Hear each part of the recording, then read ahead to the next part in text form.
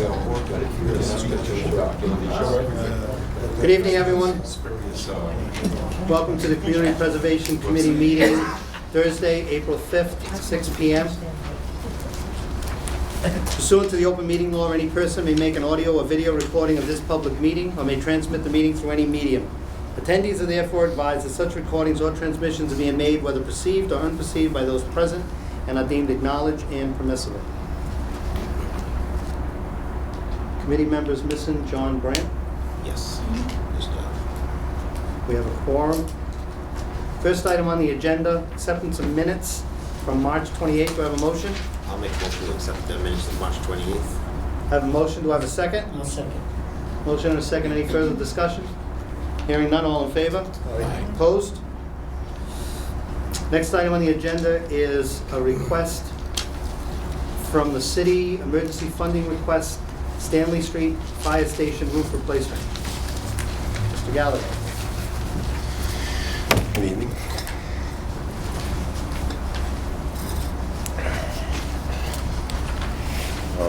Did you get the colored photos? Yes. Made them color, as you can see. With the nor'easter storms that we've just had in the past month and a half there, we've had quite a few shingles blow off that roof. We've tried to find out actually through the manufacturer who and what and when it was placed up there. We cannot find any records of when it was put up. Our insurance for the city has got a $100,000 deductible, as I believe we talked about the last time I was at the meeting. So with that being said, it won't cover the cost of replacing the roof through our insurance company. So with that, I'm asking that the committee give us some funding for the roof replacement of the Stanley Fire Station. You see the price in here, and I've gotten the price based on some of the square footage of the roof. I've been to the supply house. I kind of put this on the high side, and I wish I just had a little bit more time, and I don't have enough time in the day. I'm sorry. There's a multitude of projects going on through my office, and I don't have a second or a third person to be able to do some of this work. What I do is that I wanted to go to the Historic Preservation to find out what they would like to do on this roof. There is a multitude of ways we could do this. We could do just a regular architect shingle, basically what's up there, which I think that might even just be a 3-tabber that might be on top of that roof.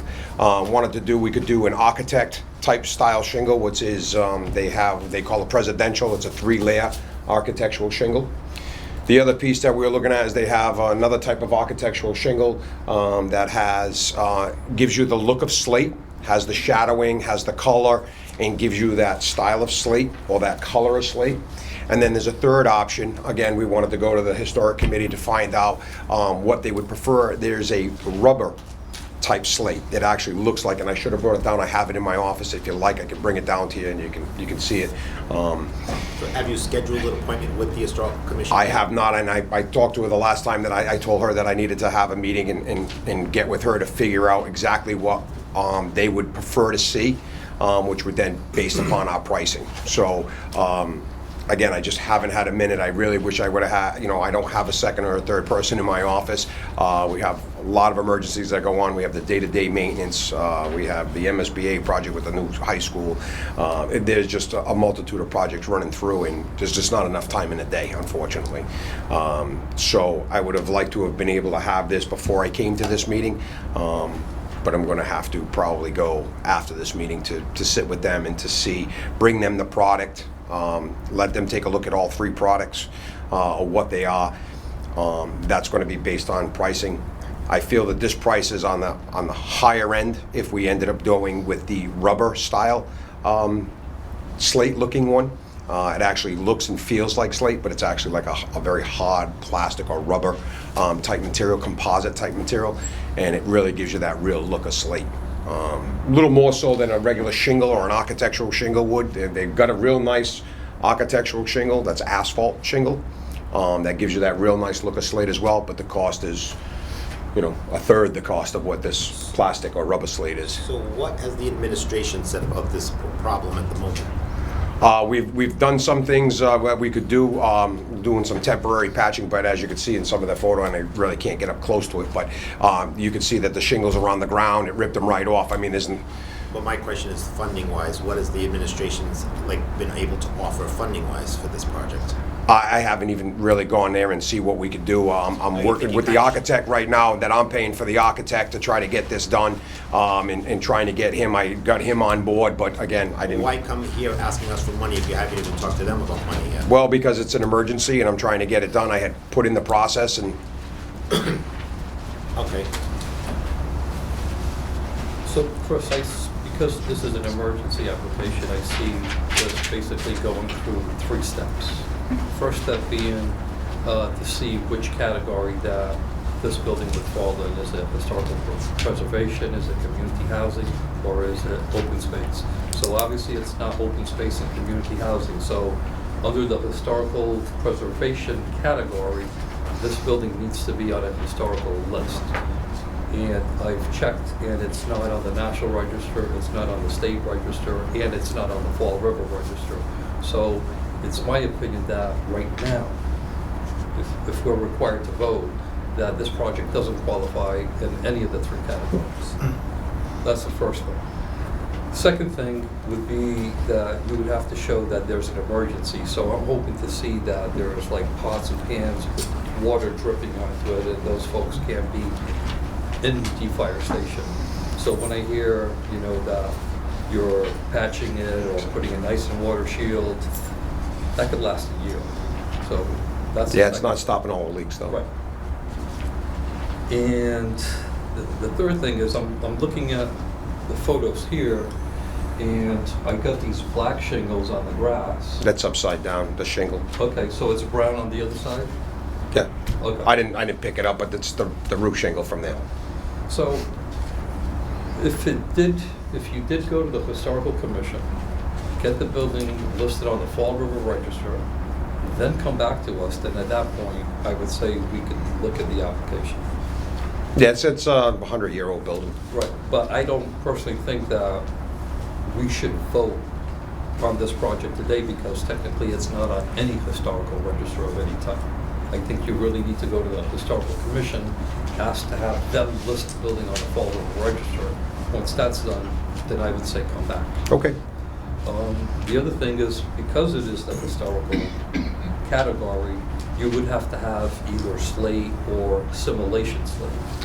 That would be up to you. Mm-hmm. So obviously that would be a lot more expensive than the number that you have here. Well, I kind of base it as $600 a square foot. Right. So, So those are my comments. When is your next meeting, Kristen? It's the 3rd Tuesday of every And let me month, see the date. 17th, April 17th. Yep, 17th, of this month. April, yeah.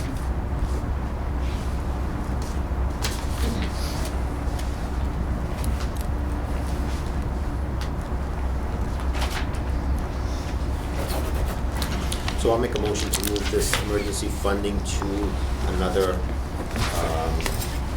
CPA meeting. After the Until 17th. after the 17th, after the Historical Commission has gone through the application. I'll second that motion. A motion and a second. Anyone else on discussion? I'll just chime in that the deductible, $100,000 deductible, so the city won't put a claim in for this roof for that reason. However, the roof on this building is in extremely bad shape. It is a situation that, if I'm not mistaken, and my memory serves me right, the company, there's a batch of Bad roof Bad shingles that roof shingles. ICO. that this is a part of that. I don't have the date as to when it was installed. Yeah, it's not that old. I want to say it's No, like it's only not that old. 15 years old, and that's the problem. It's There's a- no manufacturers. You can't get anybody to back up their warranty on it. Right. They're out of business. They're done. So I have no problem moving this to the next meeting. I would say that the age of the building and its original use, still in its original use, should hopefully will stand as an important building in city's history. I don't know what the fire department's intentions are for this building, but I don't see them, with money being spent in the building, I don't see that changing in the very near future, so I would expect it to stay an active fire station, and the oldest active fire station that we have. So, we have a motion and a second. All in favor? Opposed? One question. Not too long ago, the fire station closed down for a while, right? What, did they resolve those? Was it like asbestos or anything? No, it was a mold issue. There was a boiler that had been running. There's two boilers together, and the overflow or the blow off, if it so it wouldn't blow up, it was leaking in between the two boilers, and you couldn't see it. So it wasn't until the wood got all saturated in that it started to show itself on the surface, but underneath it got mold underneath in the basement area where it's quite damp and there's water comes through the old stone foundation. So we had it mitigated in that, so we had to have it all cleaned up and mitigated. Thank you. Next item on the agenda is Private Joseph Francis Green. No. Their update. project Oh, I'm update. sorry. Public project update. Yeah, I jumped from 4 to 7, I'm sorry. And I would just like to call down Bill Roth, Director of Planning. I just figured we'd get Bill while he's here. We brought Bill in because Bill is taking over the Kennedy Park Overlook project, try to help me out, as well as this is kind of in his wheelhouse as far as some of the stuff that he does. It's also going to go along with the Mount Hope bike path that he's also taking a look at, and going to be able to help facilitate moving that forward. What I had done early on with this project and ran into some difficulties, I had Brown Riches and Rowe, like I had brought to the park department, their committee, this committee, and showed you some of their designs. Mr. Lima, Al Lima, most of you are familiar with, his design and what he had. And I tried to get the boards together, and quite frankly couldn't get them together. Nobody wanted to meet with each other's board and that, and I know that there's a limit that you can only have a couple of people meet at the same time. So with that being said, we did move forward. We had Brown, Richard and Rowe was ready to come and give us a presentation, PowerPoint presentation on what they've done as a design. Not as a design, but a concept, I should call it. It wasn't any design, it was just a concept. And Mr. Lima was going to give his concept because the park board is requesting, certain things that they want to have in their park. There's certain benches, there's certain stuff that they want. I know that this board was doing some of the funding, and there's some things that they want. So I know that there was a little bit of a communication thing that we needed to do. So Mr. Roth is kind enough is that he's going to start off, and we're going to do like an informational meeting, and from there we're going to see if we can get everybody to agree on what we want to do to this park. Yeah, thank you. Bill Roth, I'm the new city planner for the city of Fall River. Got 3 projects I'm going to kind of talk to you about. One is the Kennedy Overlook Park, as Chris mentioned. I've taken a look at the application, and I've taken a look at the funding, and what I'm going to recommend that we look at doing is I'm going to reach out individually to the Parks Department and the Parks Board. I'm going to reach out individually to the Historic Commission and to the applicant group, get a representative from them. I didn't know if the CPC wanted to, since there is a person from Historic Commission on that. I'd like to be involved. And what I would look at doing is coming up with a scope, because part of it is to look at funding. I mean, Brown, Richards and Rowe just came up with concept, and this is to fund a design, construction documents. Then it can once that's done, then I can hand it to Chris and say, let's figure out how to fund it and build it. And I think that's kind of what I'm charged with looking at doing. So it's kind of those entities, so it's Parks, Historic Commission, the applicant, and the CPC. Representative from each, gather them together, come up with scope of services, send that out, interview the consultants. We'll probably have to go through the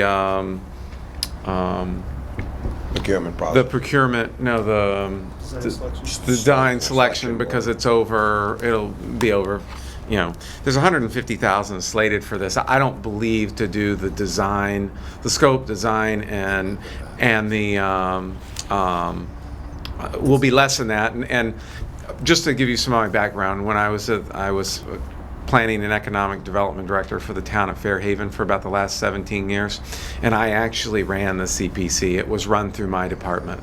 So I'm extremely familiar with the CPC. I ran it for about 14 years that we had it. I was the main staff, so I understand CPC extremely well. And looking at that, and I know that the excess funds will go back into the general and designated balance for you. I don't see that we're using that, because this was done for construction and design, and even looking at the concepts, what you did wouldn't construct it. So my thought is, let's get the scope, get the design, have a small committee that's the members that I outlined. I'll get them together, reach out to the boards, get one person together, and then move this forward and get a consultant hired, and then work with the mayor's office for the public outreach and hold some neighborhood meetings, get some input, and then come up with a design. So that's kind of the process 101 that I've done for the 20 some odd years of my career. The second project is the Mount Hope. Well, with that being said, I know Tony said he'd be interested. Is anybody else interested on being on that board? Because I'd like to make a motion to nominate Tony to be on the board that you're asking for. Or just the kind of advisory, the working group, the working group. So I'd like to make a motion to have Tony on the working group of the South Shore Kennedy Park project. Second? Anyone? Do I have a second? Oh, second. Second. Okay. Any further discussion? Hearing none, all in favor? Aye. Opposed? Okay. The Mount Hope Bay bike path study, that's also kind of been sitting here too. I want to look at doing almost the same process. Talk with the applicant group. Obviously the Parks Board. Not sure if and I kind of have some things. I have a question mark behind historic, whether that's, going to be needed or not. I haven't totally looked at the area. I know it comes by some of the Kennedy Overlook Park area. Also, will they kind of be done in tandem a little bit, like that and that, or? I'd like to have them go out at the same time. I think there would be some overlap. I think that in the scoping of the Kennedy Overlook Park, I think we have to identify that there's a corridor that will go through, and make sure that's the element. And so there would be some needed coordination to look at having those go through. And kind of put together a small working group, and some of the same people are probably going to be on the working group that would do that. I would also, for this, is reach out to SERPED, because that's our regional planning agency that looks at doing the regional bike, and they have some support for some bikes, bike and ped. And then, once we get the scope together, then work on a consultant to look at doing the design that's outlined in the application. And I've also listed that once we start this process, we're really going to have to hopefully involve our regional planning agency, the Tiverton / our RIDOT, because where it meets with Tiverton and their regional folks, and then also the Mass DOT, because this would be next to a rail line. And rather ironic, I was just in Pennsylvania this past weekend, and there's a road, 10-foot separation, a limited access rail line that goes to one manufacturer, and that's what if this rail line gets improved to, is it gold? Medal. Gold medal? Yeah. Then it would be, when I was running this weekend on the thing, I'm like, oh, this is identical to what I think I've got in my backyard here. It's going to one person, so it's a limited access, and the bike path was a 10-foot separation, less than 10-foot separation. But we've got to work with Mass DOT on that. So I understand a lot of the players and the different things for that. But there again, I'm going to look at getting a small group together, applicant, the parks, possibly historic, and if CPC wants to be involved, to look at doing the scope, getting it out, and I think I'm glad you are asking us to be on board with that, because I mean, it's great we get the applicant, and a lot of times we're not able to follow through, and Yeah. we're not able to be a part of the conversation, knowing how we thought it was going to go. So, like, I'm glad you're, having us involved with that. yeah. Yeah, thank you. So, and then obviously, the neighborhood, meetings and working with the mayor's office and up there for putting together helping to do the public outreach. I think these are kind of going to go in tandem together. So that's my goal. So that's kind of, I just wanted to present, that's the path that I'd like to take. Sounds good. So,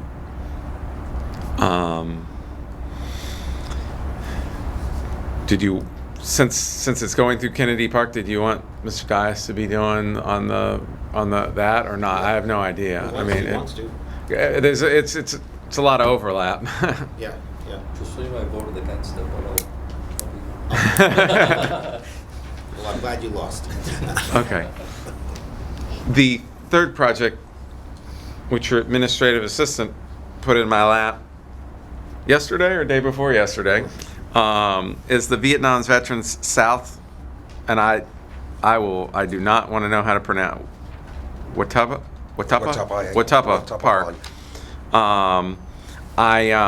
My predecessor, I found in my office a stack of papers about this tall regarding 7 steps that are necessary, and he's phenomenally, he got DMF to agree, he got the Mass DOT and the state to agree to sell the land, and then we have a survey already. There's 7 items that are necessary. There was a title search which has been done. The survey work has been done. Items 4 through 7 have not been done, and I don't have that big file with me. But in reading it and looking through it, it's a lot of it is the lead up stuff for some of the survey and the takings. And this is the cost to have the attorney work on looking at doing that. So that's what I'm going to be moving that one forward. There was the last email correspondence was in late October by my predecessor, Ms. Kinney, to Corporation Counsel regarding the steps and where we are. So I'm just going to get with Corporation Counsel and then say that we have the funds available and get our land use person, which is Mr. Thomas, on board and get items 4 through 7 done. We'll look at any modifications to the survey, and then hopefully, in a reasonable amount of time, try to get. This is the lowest hanging fruit. It's the easiest one of my list. Even though it involves attorneys, if no offense, it appears to be very straightforward, and then I just need to contact the parties that be the state and DMF and those folks. Make sure that it's been sitting because my predecessor was not here anymore. Yeah. So that's kind of where those 3 projects are. Thank you. So, do you have any other questions for me on any of these? Any other questions? Thank you. Thank you. Any other updates on projects? Yeah. Chris has pulled list. Okay. And him and I sat. Okay. And I think I've given everybody a copy of some of those. Is there any particular ones that you'd like to have? I mean, some of them are self-explanatory, they have, some of them are completed, 17 and 18 projects, 16 and 17 projects, a lot of them are completed. Even your newer ones are completed, done, or in the works. The one I'm kind of most interested in is from our first year, the North Burial Ground. So the North Burial Ground was given to an architect. I was actually trying to find the contract before I came down. Was given to an architect. Again, you give a project out, and went out and hired them and asked for this. We were in contact a few times at the beginning, asking for. He did a laser scan of the building. We opened it up several times for him to come down. Stuff like that. Other projects came in, again, one person in the office, we're trying to get it done. You already hand them out, you already give a contract, you already get the guy working on it, so it's just something that you kind of just slips your mind because you've already got somebody working on that. Haven't seen anything, haven't heard anything like that, so I'm in the process right now. And the letter's gone out to actually fire the individual from this, and I've got another individual giving me a price. There's another architect coming in to give me a price. Actually, I have two architects that are in mind that I'm having given me a price on coming into. That being said, like, what will happen with, like, is 104,000 that was awarded to that still the right amount? Or will Still, they that's, yeah, we haven't expended any of the money other than $1,500 is what we expended, which we did a hazmat study, which we did the asbestos to see what was asbestos and lead paints, things of that nature.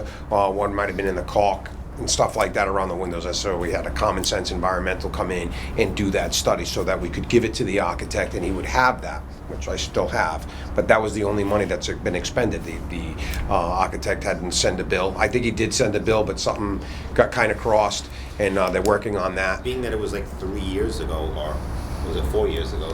Well, I don't think the contract actually, no, because if it was that long, it was before my time. Right. What I'm saying is. So it really didn't is get this- started in. Will this change? Like, will you have to come back for emergency funding? Like, I don't think it was enough to do the work that they in there. And again, I didn't even think. I thought it was only for the building, And when I started reading through what you actually had in there, it asked for the gates, it asked for the building, it asked even 104 back then was nowhere going to be in there to cover that. I mean, the gates at the Oak Grove Cemetery cost. Just to do those gates that are down there, and now you got that wall that has to be recreated, which I don't. Those are 15-foot high gates versus. I know, but you got that whole wall that you've got to rebuild. That got knocked down. You've got all of the soffits. You've got all of the windows. Plus, the windows need to be protected. I don't know if the original windows are under that plywood Yes. that are on the outside. You would know. I wasn't in the building, and so if you're going to save that, then to stop the kids from doing any damage or vandalism, you're going to have to cover them up with an Lexan. Still going to want to see them, but you're going to have to cover them up to protect them. The kids would throw the rocks through them again and all that stuff, and we'll be back to square one.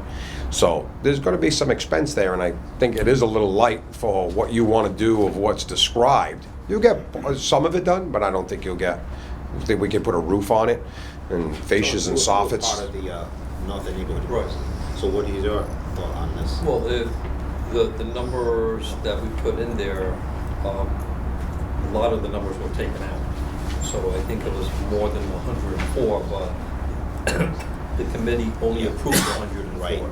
So we were left with saying, okay, we want to repair the gate and the exterior of the building. It wasn't even so much renovating the interior of the building because we didn't know what the building could be used for. Yeah, well, it did have interior. I actually did find what you were talking about in an old application, and there wasn't even a roof in their original plan, in their original assessment or their original to put a roof on it.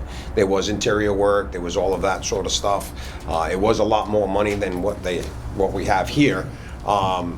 But like you said, the committee took it out and only gave them this. So one of the things I know that they want to do is definitely a roof because that's going to save your interior. That's going to stop the water damage. That's going to stop all of that. And that's one thing that you absolutely need to do first. The soffit work, all of that. You can work on the windows. Keeping the element out is the biggest thing on any facility that you do is to be able to keep the elements out. So as long as you could do that, you have time to be able to do all of the rest of the work. The wall and all of that is going to be some money. I think that you, again, we'll get the architect in there who'll give us the price, who'll give us all of that stuff. We come back. I definitely think that you should rebuild the column and definitely, at least button up the building so we don't get any weather in it. But when the application was made, the gates were in place, the columns. I was going to were in ask place. that. I didn't know if that had to go. I didn't know if this came in after that because of This that, happened and that's what afterwards. prompted all of this, Yeah. or it happened after. It happened afterwards. So I think what we'll do is that once the architect, and I've got to finalize with the first one, then I can move on to the second one. Then we'll get that to see if we can't prompt them right away to get us a real quick cost estimate of what it's going to be. We can come back, he can be working on that, we can come back on what it's going to be. I think definitely the wall, and I definitely think the roof of the building are the two probably priorities that you probably should do. The next would be doing the windows and things like that, keeping the element out of the building. Them are your priorities right now, I think, that on that particular project. Do you have the gates in your possession?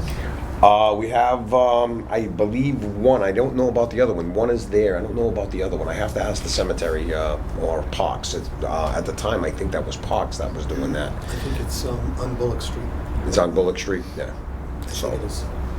I know one is there. I wasn't involved when it came down. I think it was somebody. It's been cemeteries for. So I have photos of that entire wall, so when it comes time for the mason to rebuild it, let me know.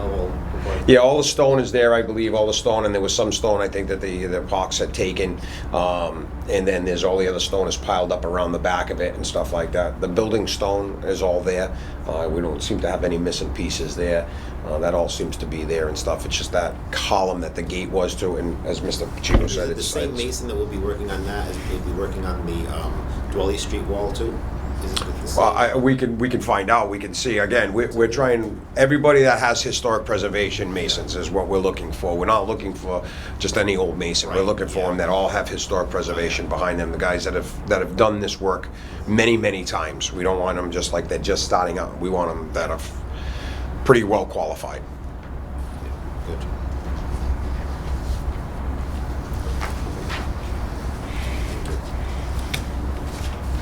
Does anyone need any other clarification on any of these items? We have Mr. Gallagher here. Quite a few of them are Yeah, completed. yeah, the Cook Pond, the Dwelly Street. That's already out for bid. That will be coming in on the 11th. The water trail, there's an X next to it. What is the X mean? It's you can have the money. The water department will not allow it. Does not want it to happen, and they want to return the funds because then they will not allow access to it. So, I mean, as far as I'm concerned, with my vote regarding the other properties that the water department is going to be looking to vote for, that's going to be contingent on this, as far as I'm concerned. So that might be a problem. The North End did request an extension, so it's still available out there. And the only other comment that I have for that is, I believe that's the watershed. And the watershed has a conservation restriction on it, just like a reference on the other two applications that talks about conservation restrictions open to the public for passive recreation. So it's beyond me to try to comprehend how the city of Fall River can put do not enter signs on Bedford Street and prevent the public from accessing public buildings and public property. It's a water source.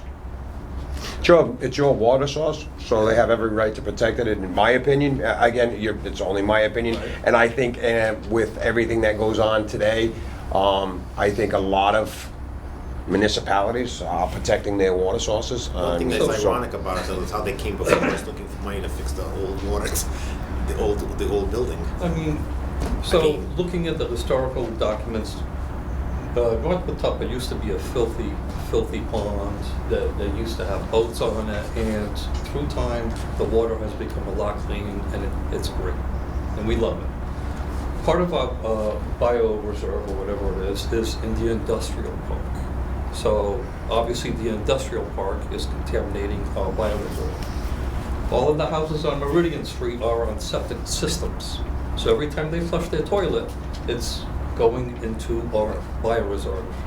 We have a number of properties in Westport and the number of properties and applications that we're going to hear about that the city currently does not own, which are privately owned, that potentially are polluting our drinking water. So, I don't know. Everything that I see, federal, state, other communities in the state, their bioreserves are allowed to have the public on it for passive recreation.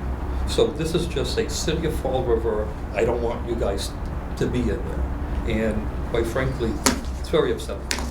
I agree with Tony. Well, Mr. Dias, all I can tell you is that maybe write a letter to Mr. Sullivan or the water department and the water board and maybe have conversations with them. Yeah, I mean, it's a little out of my control. I can't force them to spend this money and do this work, It you is know? out of your control. I'm an Yeah. avid biker and actually have gone bike riding past reservoirs, so, I mean, where you can throw rocks inside, so Right. he's right. And there's a number of organizations that do ride their bike through it because they're allowed to do it. I mean, I'm not saying that it's certain individuals, but someone asks, can I walk through it? Can I ride my bike through it? And they're allowed to it. But it should be open. I mean, if the Quequechan River Trail is a gem and everybody loves it, I mean, imagine North Watuppa with supposedly there's bald eagles there and all this beautiful nature, and we're not able to access it and look at it. One thing, though, Especially when Route 24 is 20 feet away from our water, they're throwing salt down. I mean, I could go through a list of all of the ways of how we're polluting our water. I can't. he's not really part of I know, it. I know. I mean, He's not part of the water. yeah, I'm not part of I the know water you- department or the water board. But it's Like I a- said, I can sympathize with you. It's on your list. I can So, simplify with you, but I Next just, project. not, yeah. Next one. Anyway, I have one, But I have to say that this board kind of breaks its own rules when we approve projects when we haven't gone through the proper channels to begin with. And we continue to say that we're gonna get approvals from boards before, and if a letter doesn't come through from a board saying it's okay to do the project, it shouldn't get approved here. Sure. And we didn't, we broke our own rules. You're right. And we continue to break our own rules. And if we shouldn't approve it, not even temporarily approve it. If you don't have park board and it's park board land, park board is the authority. I If we agree. don't have it, we shouldn't approve it. We Right. break our own rules. And here's another case where we broke our rules. We never had the approval of the Watuppa Water Board. so, But Tony, and I understand agree with you, Ted. philosophically, no, I agree with you. I understand everything you're saying, and I agree with 99% of it. But at the end of the day, Right. that board, the authority of that board is to protect that. And they can't do anything about 24, unfortunately, because it wasn't under their control to do that. Correct. And there are some things they don't have control over. But the things they do have control over, shame on them if they don't control it. Right. And again, the same thing with this board. We should not be approving anything for any city agency. Private projects, there's no other authority that we have to deal with. But public projects, Chris or myself or any other department head in the city should never bring anything to this board unless they have a letter accompanying it with the permission of that board. And that's, and not saying that anybody who brings these projects is not in the best interest of the city, because I think that nobody has brought us projects in anything but the best interest of the city. But if the best interest of this board is that we don't accept anything unless it is being accompanied by the prior approvals of a board, because we're just spinning our wheels. We've seen it with the park benches, we see it with a lot of things. And that is the only way this board should entertain anything, is if it comes with the appropriate approvals ahead of time. Then you are 100% correct. Just changed my votes. You're right. Yeah, you are 100% correct. When we approve the project, we approve the contingent on the water board approving it.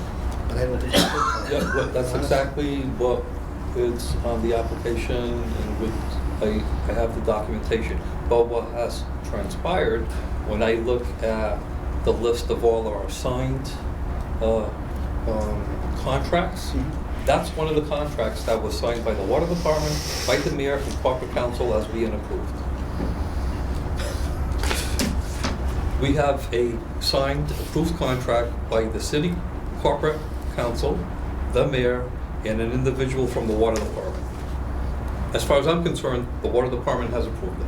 Well, no, they haven't, because the official from the water department is not speaking on behalf of that board unless there's a letter that is accompanying that. I think the ultimate say is the Watuppa Water Board. I may be wrong here.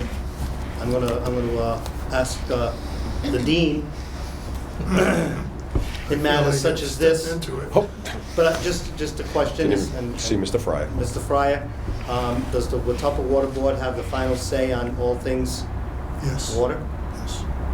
and the bio and the The city's watershed? interested in the water conservation area, yes. So no one other than the water board can make those decisions. Correct, and they have the responsibility, as has been noted, to make sure that. Yep. And Mr. Fryer, I keep calling you Mr. Fryer, but I would really like you to state your name for the record for those who are not here and enjoying this meeting at home. It's not live. Someday it will be. My name is John Fryer. I'm Director of the Water Department. Thank you.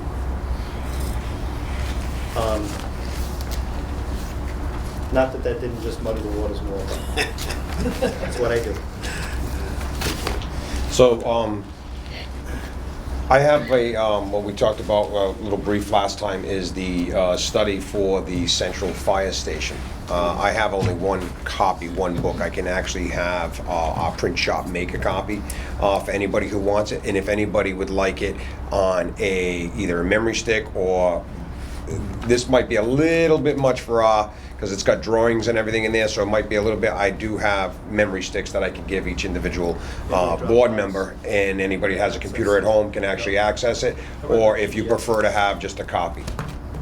If you can send me a PDF, that would be great. Okay. Anybody else?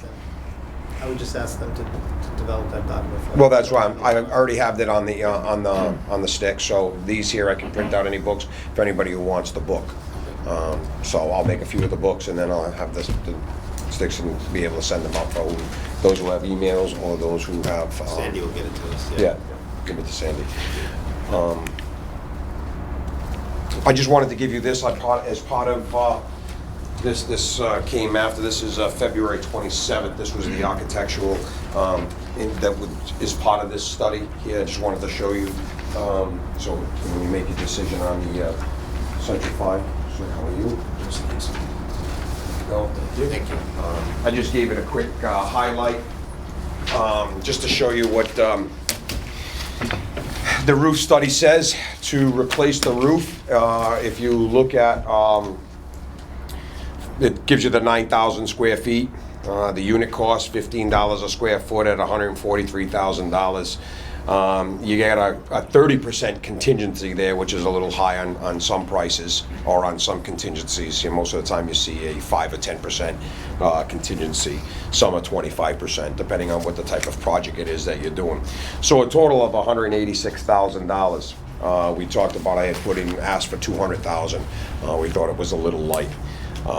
Again, the contingency, I think, is on a little on the high side.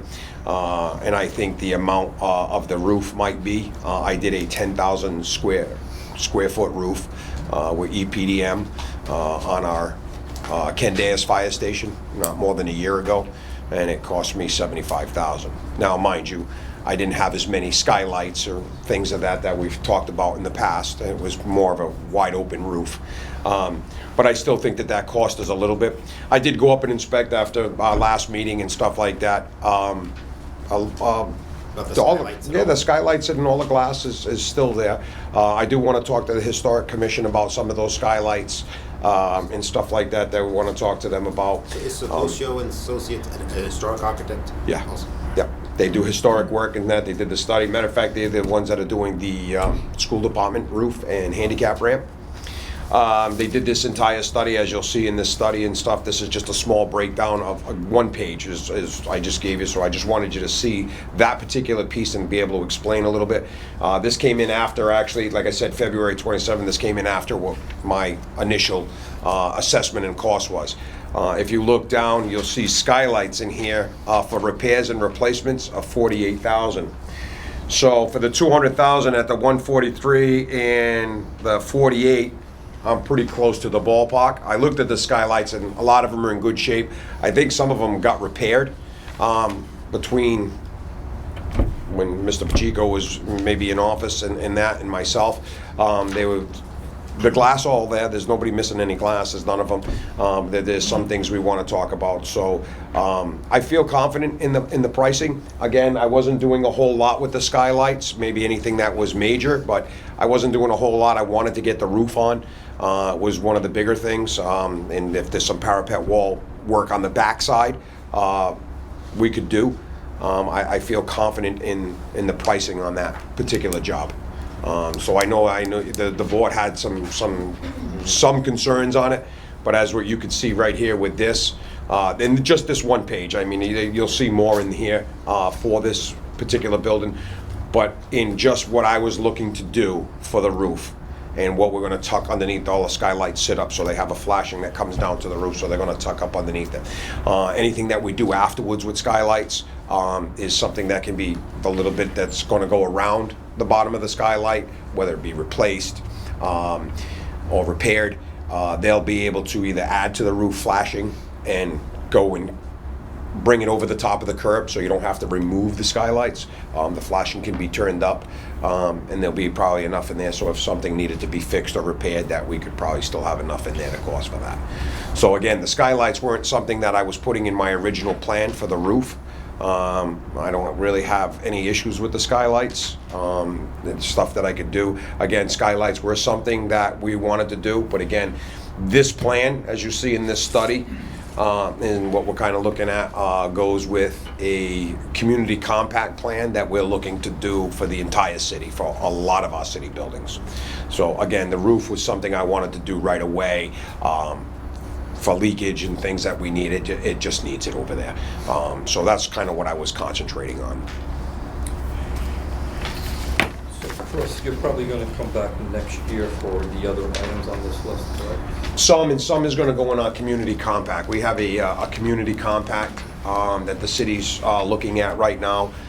We did a 5-year outlook. It was 120 projects. We're looking to do the first year of projects. So we're looking at going with that. We've been talking to the council. We've given the report to them. They've seen it. They're quite happy with what we did. It was something that me and Mr. Pacheco worked on quite extensively. I want to say Mr. Pacheco, you want to say a year we worked on that project, on and on. So we did quite an extensive study. They actually, this building as well, they did a lot of school buildings, they did a lot of city buildings. They came up with the average age for a city building is 75 years of age, average school building years of age is in the 40s. So they were quite good and they're extensive in their studies. So my thing is, if you would come back to this committee looking for money on the aluminum windows, we would, if they're original. No, they're not original. None of those windows. No, I want to say Mr. Al D'Ambrosio is the one who did these windows, because it is the same windows that happened at the school department. When the school department did them, I want to say 83 is. So in 1983, Mr. Al D'Ambrosio actually wrote the specification for the windows, and these are like a very high-end aluminum, aircraft aluminum window is what they are. And when he wrote the spec, they followed this throughout the city. You find these windows were in a lot of the old school buildings, and they're on some of the city buildings, which you see one of them here at this particular structure here, this brown style. It's the one that's almost got like a little plexiglass in the glass. That's why the glass fogs over. And this was his specification, but these were really good quality windows of back then. And the garage door, we would be looking at something more historical looking than your aluminum fold-up door. Like in the north end, Anawan number 6, I believe they're going to be putting in the French-style doors. So In that would be a- historically accurate. In where? The fire museum. As long Oh, as the they fire- can be mechanically operated, I would think the fire department would have no problem. Right. Well, Yeah. they could make it, to roll up or to slide up. And it looks like the looks like it's historic. French, Yes, yes. yes, yeah. I would definitely have no question about that. I'd like to do that on Stanley as well. That building, like I said, is probably my oldest fire station I have. Still has almost mimics what we have for the museum. So it has the arch doors, it was the carriage house doors, it still has the sliding door in the back with the horses. They would have brought them through. So stuff like that. So that I'd really like to do that to that building as well. That's why I'd like to put the slate style back. I'd like to get the Historic Commission and put that back in there, because I really think that it needs it on that building. That building is something that we really probably should save and go after, is that building, because it's a really nice building. We've done some nice electrical upgrades over there. They redid the concrete floor in there. They redid the doors, the arches to fit the equipment in them. So that building is quite unique. I think it's one of the oldest operating fire stations, other than it was the fire museum. I think was the next oldest one when it was in service. That was the one Lizzie Borden was at, as when she first was taken into custody. They brought her there, and her cell is there. So the Stanley one is, I think, the next oldest one in the city. I think we sold a lot of the other ones off. That's the only one that we kept that's really in our possession that's still operating. I think we'd want to keep that one. Can I ask you a question on the North Park existing study, historical preservation?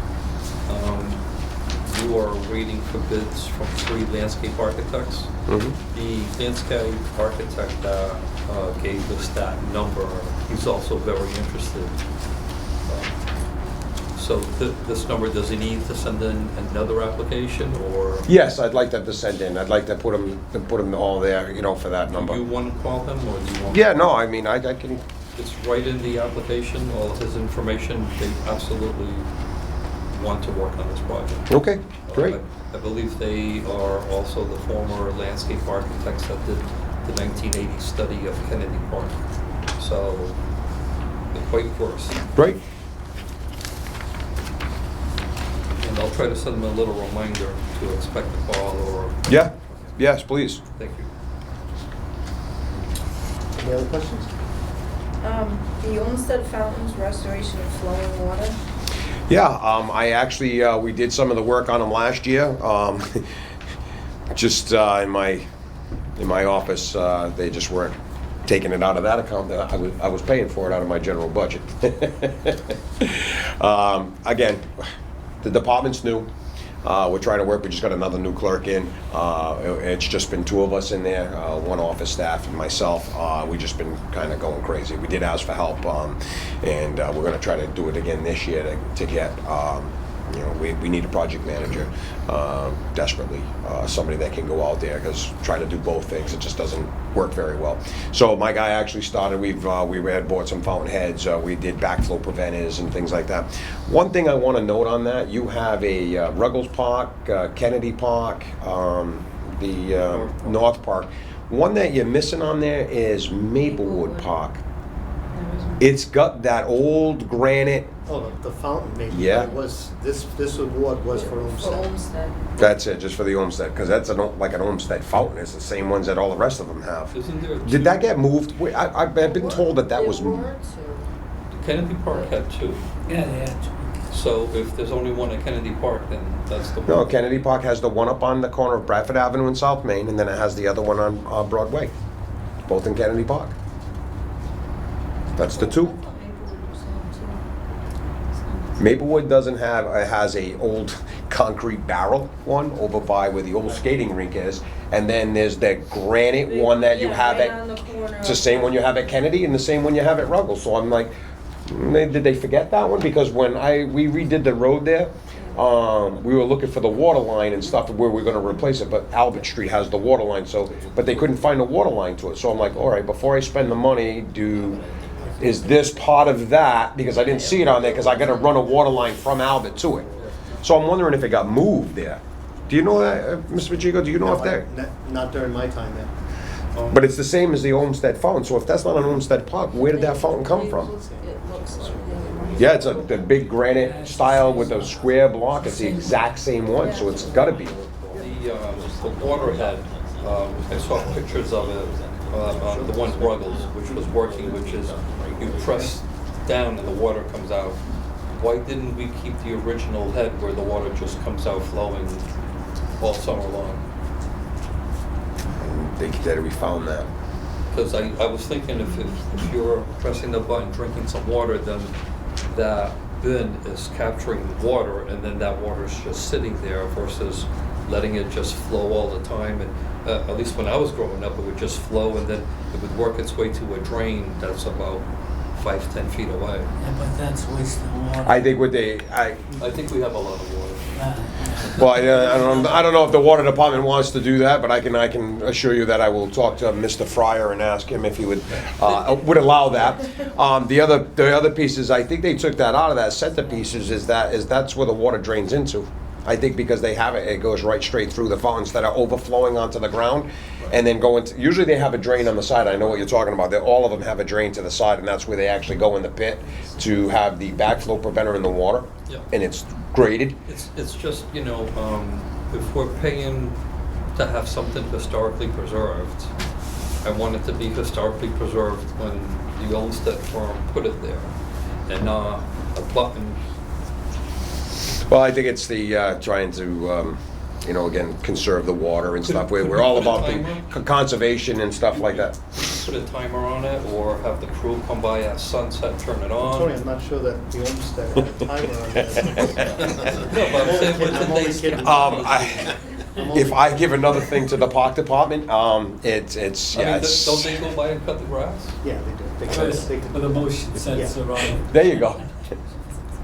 I mean, we can look into all of those things. I have no problem with them. If you could look into that. Yeah, I will definitely look into all of that for you Just and see. I think. Any What we idea, can- Tony, like possibly what other like communities with these fountains like that do? You know what I mean? I'll see what Central Park or somebody else does it. Because I mean, I don't know. Like, Yeah, see what they have that we can do oh, it's to. not feasible. Like I don't know. Like, Yeah. You know what I'm saying? Because there was some underground stuff with some of these that we did. I mean, it wasn't just the faucet on the top. Some of them needed the backflow preventers. Some of them we did some copper lines to them, stuff like that we've done. So we definitely will. I'll definitely look in a lot further doing that. And again, I'll get with the water department and see about a continuous run and what kind of an issue that may cause or not cause. seriously, possible like other parks, like what, like whether they do that, let it run, or it doesn't seem like this day and age like kind of. It sounds wasteful. Yes, You know? the conservation now is what we are all going towards. So to start doing that might So I'd be be. just curious to see what if there's other parks that just kind of let it go all the time. You know. Right, but They all got those, they changed over years ago because there was like a water shortage there. And they used to be running all the time. And people were sticking marbles in the bubbles and stuff. Yeah, they were. And they were wrecking them, because the water was constantly going, so they wanted to spray people and go on by. Well, that's fun. So that's why they really eliminated them.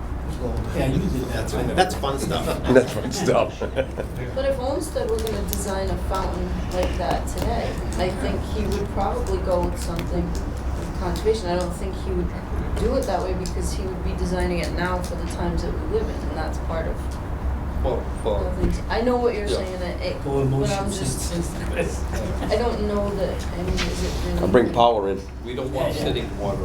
They got the battery out. They don't track mosquitoes. There's no drain that. Well, that's what I think it is in the middle, I think. There's no sitting water in there now.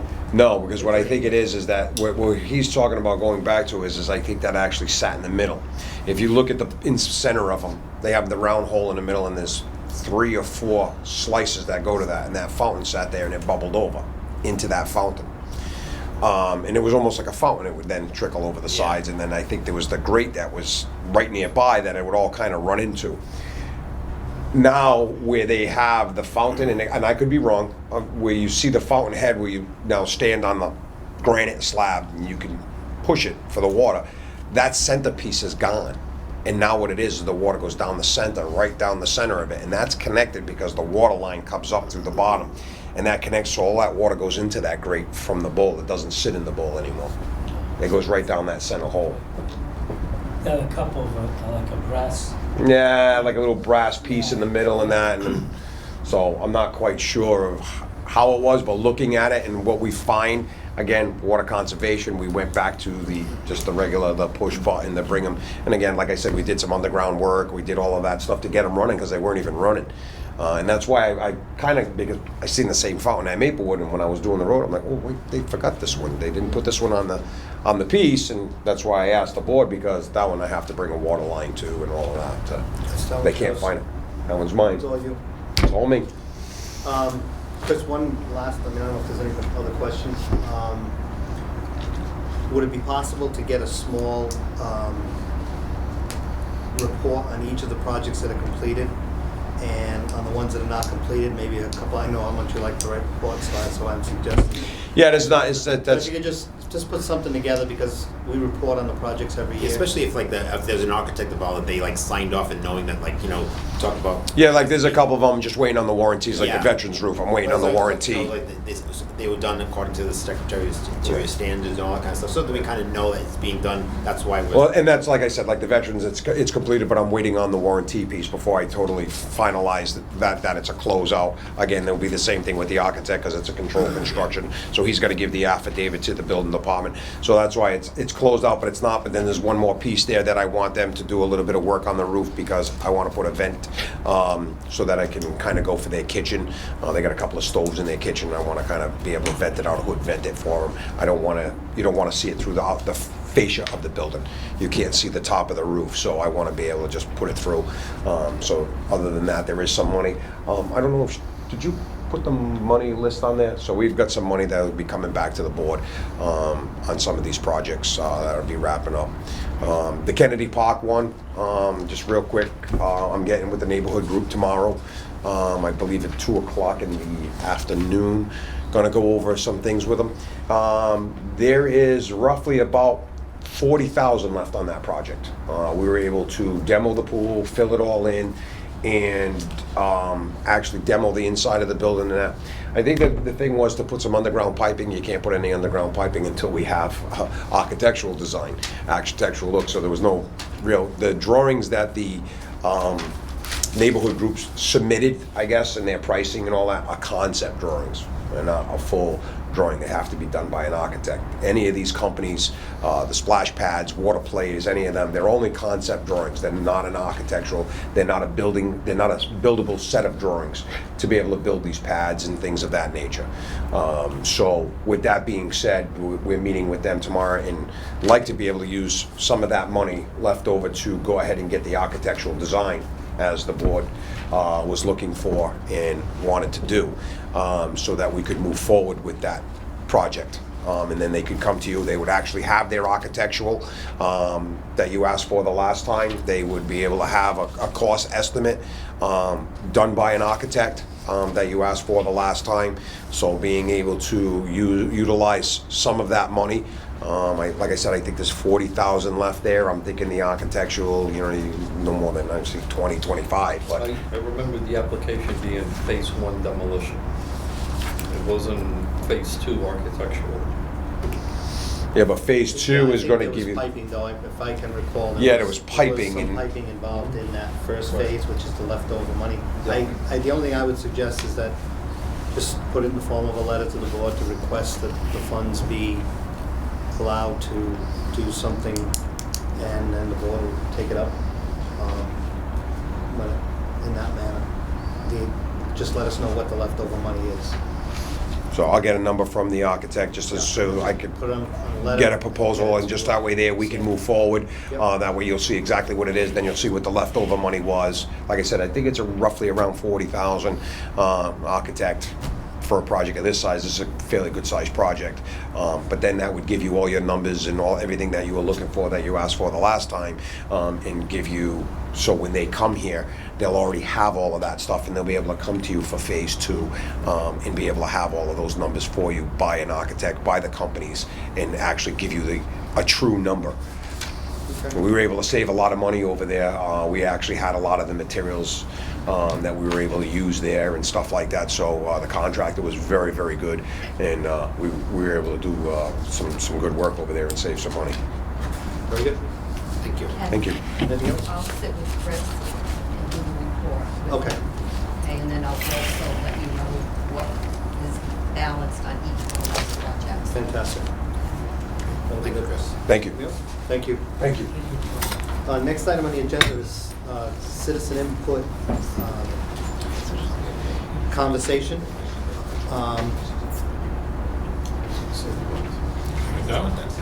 It's Brian. I'm going to let you speak because I probably was not clear on this. So it's not technically citizen input tonight. We have no citizen input at CPA.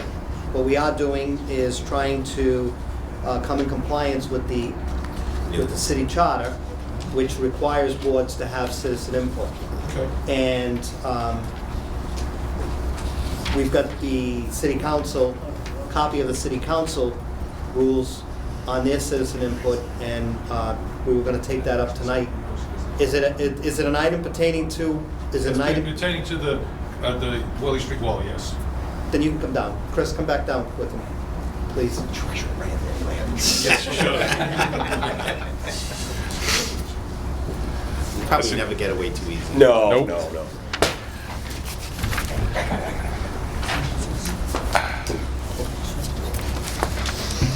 Brian Kurt, 118 East Main Street, Fall River.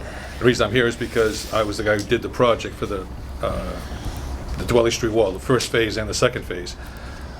The input I'm having is, I kind of heard about a week ago, because I came out of a different hearing, that the project finally moved forward after me coming here for about 2 years and asking about a status and being told it's next week or next month or whatever. And that's why I'm here. It's like, okay, I would have hoped that the board, as a courtesy, would have at least sent me some kind of something to tell me that it's moved, especially since I kept coming here and asking about it. The second is, the gentleman sitting to the right of me mentioned he was going to go to a historic mason. Within the package that I provided to this board, the gentleman who actually gave us the estimate, if you will, was from Cranston, Rhode Island. He had all of his documentation on his projects, including one in Westport. And I also want to make sure that he gets notified, because no one would give us information that would have allowed us to give you an estimate of what we thought it would cost without him. And Sandy should have that, and if she doesn't, I've got a duplicate set at home of the name of the company and their address in Cranston. And when I came before the board in previous times, the board assured me that he would be contacted and told about this project so he could place a bid if he so desired. And as of maybe a year and a half ago when I spoke with him, he was still interested in placing a bid on this project. So that's my citizen input. And I have no issue with that. Sandy I'll get it. Sandy has it, and they're just out to bid now, so we can definitely get him the information and notify him. In your packets, there is nothing that notifies me. Again, when a constituent or a citizen comes to you, puts a project in, I get it in the form of how much it is and the name of the project. That's the information. I get a little bit in the application, but it doesn't give me that they had other people, who they get the bids from, who they got. So with that, maybe there should be some sort of formal meeting or some sort of meeting that we can maybe either give me something of a list that I can contact people, or with numbers and things, or maybe even I come to, when you're going to approve projects that may fall under request, I'll come, and then I can sit here and listen. You don't even get the funding application, right? No, I don't Maybe- get it. Maybe once the, Only his project. maybe, What I was gonna say is, I just gotta go back to my other statement that I made earlier. So Brian, although is doing the right thing, is not coming to this board with permission to do the project, because it's not his permission that we need. Right. It's a particular city agency. So we get into that. We wouldn't notify you, Brian, even though you were the applicant. You're technically not the applicant, because the city of Fall River has to be the applicant. It's not your property. So you can't really apply for something that's not your property. Just like no neighborhood can apply for something that's not their property. However, they know that they need permission from property owners, boards, commissions. So there is a disconnect, without a doubt. yeah. The reason why you didn't get contacted was this board has no reason to contact you. In theory, you should have been notified as a courtesy. But we need to tighten this up, because we're going to have these misunderstandings over and over again if we don't follow the proper protocol. And the proper protocol is the department or the board is the only one that should be giving us applications. They can bring it in with a constituent or with a neighborhood group, but they shouldn't be coming, those groups can't be the initiator at this level. Because if the city is not willing to do the project, then we go through an awful lot of work, you go through an awful lot of work, this board goes through work for no reason at all, because the project may not go off the ground if we can't get board approvals. So with that being said, we obviously didn't miss the window here. bids are going out now. This person will have an opportunity to bid, and you're absolutely right. No one wants to give bids when they know it's going out to, no one wants to give you prices and information when they know it's gonna have to go out to formal bid. And that's the reason I came down, to make sure it didn't get lost. Exactly. I'm That glad would've you been did. upset. I'm glad you did, because he could have definitely, I mean, unless he actually looks at the central registers and the newspapers and that, and sees them, and then something he bids on and some guys don't, then yes, he would have missed that, but I'm glad you came down. With that, maybe we could do something when you guys do a discussion with funding, when you guys, sometimes, I know you guys like have like private meetings, or I don't know how private it is. I know that sometimes you have. I think no, we've got. All right, so there might have been a bit of a no, but you have a discussion that somewhere down the line that I should be able to be involved in that, so that I can actually know what you have and who the people and players are involved. In the eligibility round, we need, and I'll use you an example, we need to tell you need to talk to the buildings and grounds, and you two need to get together and come here with us for the funding part of it, if it's accepted. So that way there's no disconnect. Like, that's. I'm just part of it, so this way I know what's going on. I know who all the players are. I have all the contacts. We do have a disconnect in you. I'm glad, thank you for bringing it Yeah, up. 'Cause you're right. You're right. And since this is one of the first groups, this was in the first year this started, so it dates back that far. So, the first phase, the second phase came like 2 years later, but so this dates back to the first year this thing even started. So this project goes back that far. So that's why I said it's great that this all happened, so that this way here now maybe we can kind of get it together, so In our that I can start to. eligibility, we need to get the department involved with the neighborhood group or the individual and have them come together on the funding. Yeah, I just got to be able to know, especially when Yeah. it's falling under the city. You know, some of them are actually being done by constituents. Some of them are being started by them when they really it's got to go through me. Yeah. You know, they're actually going out getting bids, and I got a process I've got to do, and it's got to come through me. So I think this would be a great way. And we may be able to put a little more definition into our web page that would let someone know before they come with an application, that if it's a city project, if it's a public project, it needs to go through the proper board, right on the page, so that no one's looking for the information. Because obviously we have it in our forms, but it's not. And this way, then it allows me to have who the people are. I can get their information. I can get emails. I can get everything, and maybe even help them go in the proper way of estimating and finance, and in the right way of what we should be looking at. Trying to get the ideas of what things are going to cost before they even actually go for the applications. Some know, some don't. So. Because what Ken was saying just last meeting, that with being a city project, like if that came from the fact that he went to that particular contractor for the proposal. So in theory, Then you that would be able to use person them? shouldn't be Is that able to right? be used, but it's a bidding process, other people are bidding, he does have the inside track. And the thing of it is, it didn't come to me. I'm the one that's actually the Oh, right. bidder. I mean, He's you a haven't private. seen the bid. I haven't seen the bid. I don't even know his quote. I don't know what even put in for it. So I really haven't had that contact. It's the private citizen doing that. Yeah. Didn't ask for it. Yeah. And it's something I won't do. Like in the future, that the people will be allowed to do those biddings Yeah. and stuff like that. So that way there, I'll have information. Knowing that I need contacts, he would have been able to tell me, oh, hey, this Mason gave me a number. Yeah. I don't need to know the number. Okay, let me have his information so I can send him the bids. To know whether it's, DPW or Park Department or whatever department that we need to connect it to before it goes exactly. to funding. Exactly. So like there was the wall when I actually are putting in, but if that would have been a constituent that would have done that, let me go to the park board, make sure that that's going to happen. Yeah. Very good. Thank you. Oh, thank you for letting me Thanks, speak. Chris, you're gonna Yes. run now. Yeah. No, I'm here. Yeah, I just wanted to, Can you just sorry, state name, John? John Sylvia, 51 Edith Street. What Brian brought up, I found when we had the splash pad that we applied for, it was kind of like, we're asking somebody for a bid. They don't want to come and give you that because they know you don't have the authority, and we were required to do that. And you know what I mean? Then in the end, we don't even know what was going on up until, we're checking with Chris. So I think if you would put something out there and let people know, because to be honest with you, after the last process with the splash pad, I was very intimidated by the whole process. Mhm. You know, going back and spending time. I know I did a lousy input the first time, but I'm like, I'm not a professional here.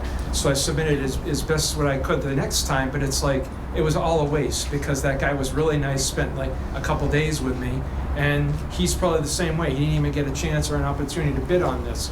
So I really think that we have to have some kind of campaign to go out, because personally, as a citizen, I'm hearing this from a lot of people, that we're granting things to people that are, you know, nonprofits, but they're not, really not nonprofits, they're restaurants, or they're the Children's Museum and things like that. And I think this was pushed out there as this was gonna fix parks, this is gonna build bike paths, you know, fix things in the city, but not be giving it to these companies, a company itself. And I think a lot of people were sold that when we voted for it, and I think a lot of people are disappointed that that's what's going on. So I think if we can get something out there about that, you know, and try to get people to say, hey, we're the neighborhood group, we want to get this done, let's talk to Chris, so let's go here. I think you get more people applying if we could get that out there, you know. Sure. Thanks. Very good. Thank you. Thank you. Thank you.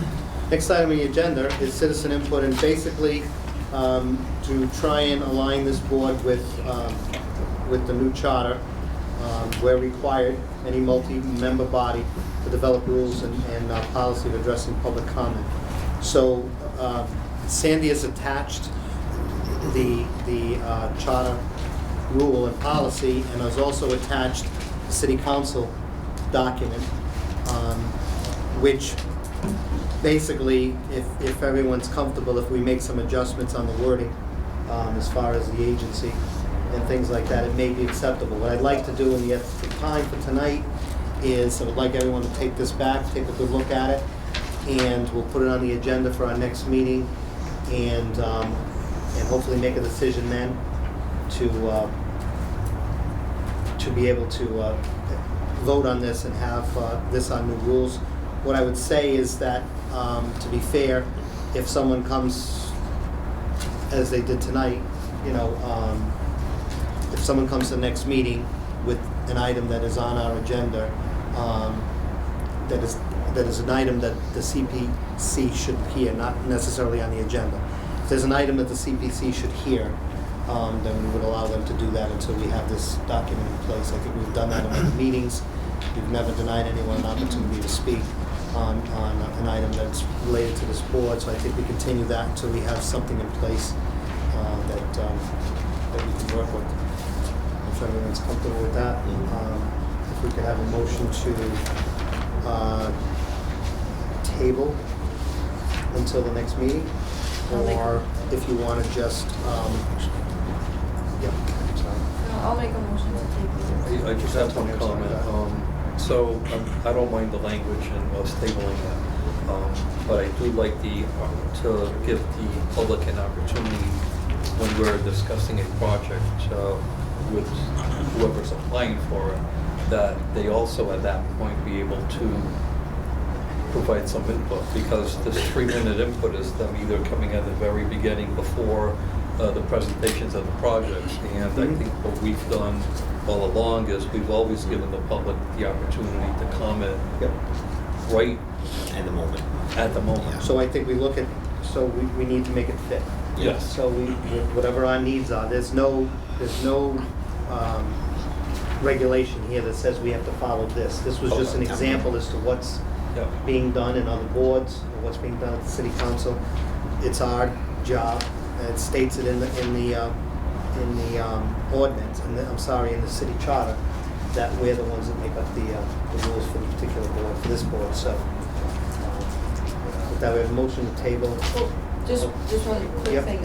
So what he's saying is true, and I think it's important that people can comment when it happens, but also I think you may have people that can comment on something that has Agenda. nothing to do with the agenda, so Right. we, Yeah, as long as the item is pertinent to this board, then they, you know, we can let them comment. So we can take a good look at it, and then we'll bring it back at the next meeting. A motion to table in a second. I'll second that. All in favor? Aye. Next item is Private Joseph Francis Green.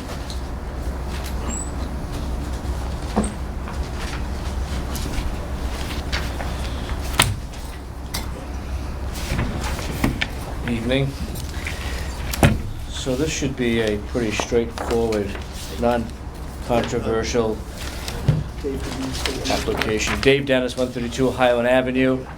Doesn't involve any water. That's the good news. For those of you who, I'll just summarize it. If you want to go through the application page by page, we can do that too. So essentially what this is the private Joseph Francis Green. It's very close to my house, for those of you who know where I live, also right across the street from the Little Theater. A number of years ago, the neighborhood got together, Preservation Society, Charlton Memorial Hospital, myself as one of the neighbors. We got together, we cleaned the green up, we fixed it. There was a war memorial there, right on the front, a stone with a bronze plaque. And it goes back to 1918. This is actually the 100th year. So we'll be doing something up at the green celebrating that. What's happened over the years, there was quite a bit of money spent up there, cleaning it up, fixing it up. Flagpole was donated by Charlton Memorial Hospital. I maintained the flagpole. The private Joseph Francis VFW Hall on Bedford Street provides a flag every year that we hoist. What's happened is, with the plantings that are there, last year we had to remove all the boxwoods. A lot of the local neighbors walked their dog through the mulch. They've damaged all the plants with essentially the dog urine, etc. So it's become difficult to maintain. The mulch is all over the sidewalk. City donates it. We spread it. We clean it up. We clean around the trees every year. We line around the trees. So it's become a problem, at least around the war memorial. So what we're asking for is a relatively small amount of money. I think the bid is like $13,000. It's a 3-foot wrought iron fence. It is historically correct. You'll see a picture in here. I think you have color pictures. I only have the black and white. So it's historically correct. It's only a 3-foot fence. It goes around, not the whole green. It's just around the V. You'll see a drawing in there toward the back, I believe, where it actually shows with one of these. And the intent is mostly to keep animals out. There'll be a gate at the back, so we can get in there and clean up and continue. Will it be attached to the granite, or will it in the be granite? Yep, it's going to be. There's a step up of granite that goes all the way around the apron. It's going to be into the granite. It's not going to be in the ground. I've asked that they put it into the granite. It's something they do. It's just not a big deal. They just drill into it and they set the rails in there. Yeah. So that's what we're asking. The bid's $13,000. We have one bid in there. You'll see it's a local company. In fact, Chris Gallagher gave us the information on who to contact. We tried one other individual. You'll see a sort of a phone log, a little history about how many times we called the guy. Never called back. We repeatedly called him. We tried to get in contact with another company in Providence. They weren't interested. Seems as though there aren't a lot of people who do this kind of work, at least locally. So we do have the one bid for $13,000. I think it's fairly reasonable. There is a fair amount of work, I guess, to do when they do these projects, the fabrication, installation, etc. So we use the green quite a bit. You'll notice some of the pictures in there. There's a annual cleanup every year that we do. The guys come from the VFW Hall, 2 or 3 of them help out. It's utilized a lot more than it ever was before. We cleaned it up. It used to be that not many people went in there. It was kind of in disrepair. We've had weddings up there. We have kids that play up there. We have the Little Theater summer group that sit in the park and have do their work, have lunch. So it's been a real improvement to the neighborhood. There is a letter of support from 3 of the abutting neighbors, all supporting the project. There is an approval by the Parks Department. We have that in there. They voted to approve the fence around for the same reasons that we're looking to do it around the V. So essentially, that's the project. Looks good. Any questions? Looks real good. I think it looked really nice. Like I said, we were very particular in asking what was historically correct. So if you look in here, you'll see one of the photos. It has the little circles in the fence. Being that it's an Olmsted Park, does that play into the? It's not actually. That one's not an Olmsted Park. Oh, it's not. No, the lower one near the Historical Society is the one that's the Homestead Park. That one isn't. We treat it as though it is. I mean, Yeah. it's, I don't know why it's not. It looks the same Yeah. design, but for some reason they've said it's not a homestead Isn't design. this Durfee Green?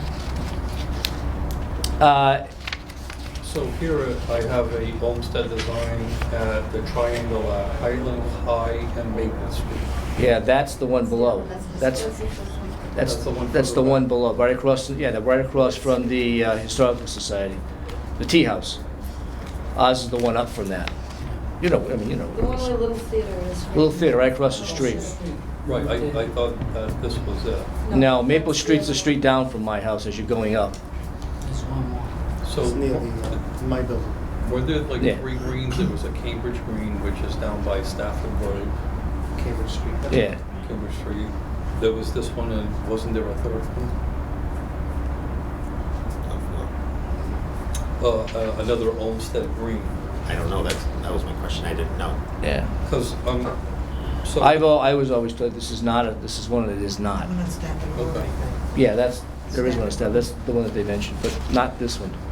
So are we applying in the historical category? Yeah. Is it in the Fall River Register? It's on the historical preservation. I think that's the category that the board chose. Right, but I think I thought it was the same one that we were talking about, which was the Olmsted. So, No. So what you're saying, it should be really under, like, park Open space. well, space. if it's an existing park, we're not creating new, Right. so the idea with this one was it's a historical green, therefore it would fall in the historical category. I think that's what's on it's historical preservation. That's what's. Right, but if it's a different green than the Olmsted Green, then. Well, is the only thing that makes it historically significant is that it's an Olmsted Green? I think it's still. It's on the Fall River Register at least, it's either on so the Durfee Green is on the National Register, the State Register, and the Fall River Register. If we just have a green there and it's just another park, or another green, as long as it's in the Fall River Register, it would qualify for the historical part of it. So my thing is, we should make sure that it's in the Fall River Register. If not, we should add it to the agenda, same thing like Stanley Street, so that it can qualify to have this. And I thought there was another green, another triangle. I'll look at that, but actually, I'll take it back. This is within the Highlands Historical District. It is. Therefore, it would fall under the historical category. Technically, it's not listed separately, it's part of the historical district, so I'll take that all back. It I doesn't. can still. Nope, it qualifies, it's We don't technically, need to put it on the register? no, but it's technically on the National Register because it's within the Highland Historical Wait, District. Should it still be on the photo significant structures register? Maybe just to clarify it in the future as a separate green.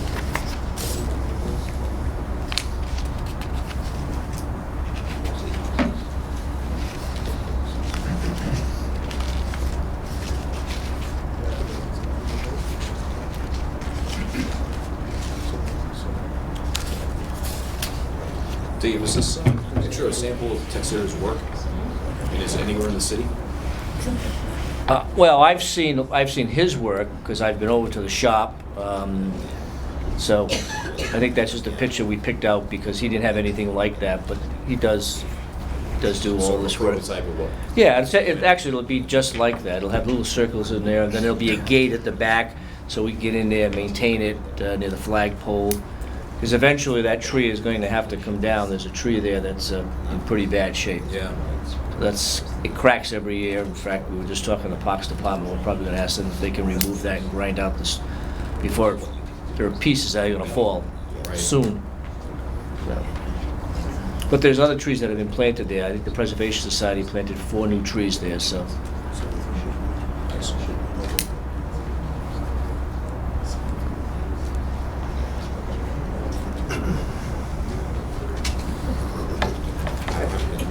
Any other questions?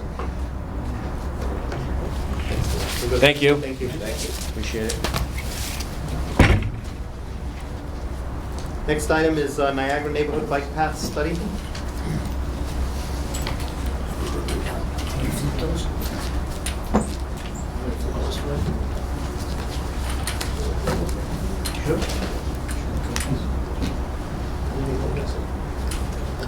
My name is Alfred Lima, and my address is 488 Hood Street in Fall River.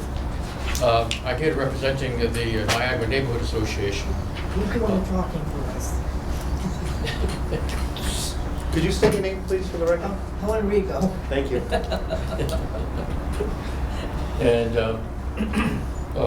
And before we start, let me just give you an example of what we have planned for the proposed bike paths in Fall River. This is a map of Fall River. This is the north part of the city, the southern part of the city. This is Taunton River here, Mount Hope Bay here, South Watupper, North Watupper, Cook Pond here, and then this is 195 that goes to the center of the city. But also the Quequechan River Rail Trail also goes to the city now, to Westport. That of course is a bike path that's really quite enjoyed by everyone. And then we have the phase 4 of the bike path, which comes along here, which is part of the Quequechan River bike path. And then what will happen is that bike path will come down to the center of the city, which is here, and then the part of the lowering of Route 79 that will extend up to the crossing of the Veterans Bridge at this location. And once it does that is going out to bid now, so that's already happening. But as it does that, it'll cross the bridge, and then in the western direction, it will go towards Providence and along the bike path that goes from Warren and East Providence, pick up that bike path. And then on the northerly direction, it will go towards Boston and through Taunton on its way to Boston as well. So there's quite a major system here underway. And then later on, we're not quite sure when, but we hope to have a system that goes along the Taunton River and up to the bioreserve.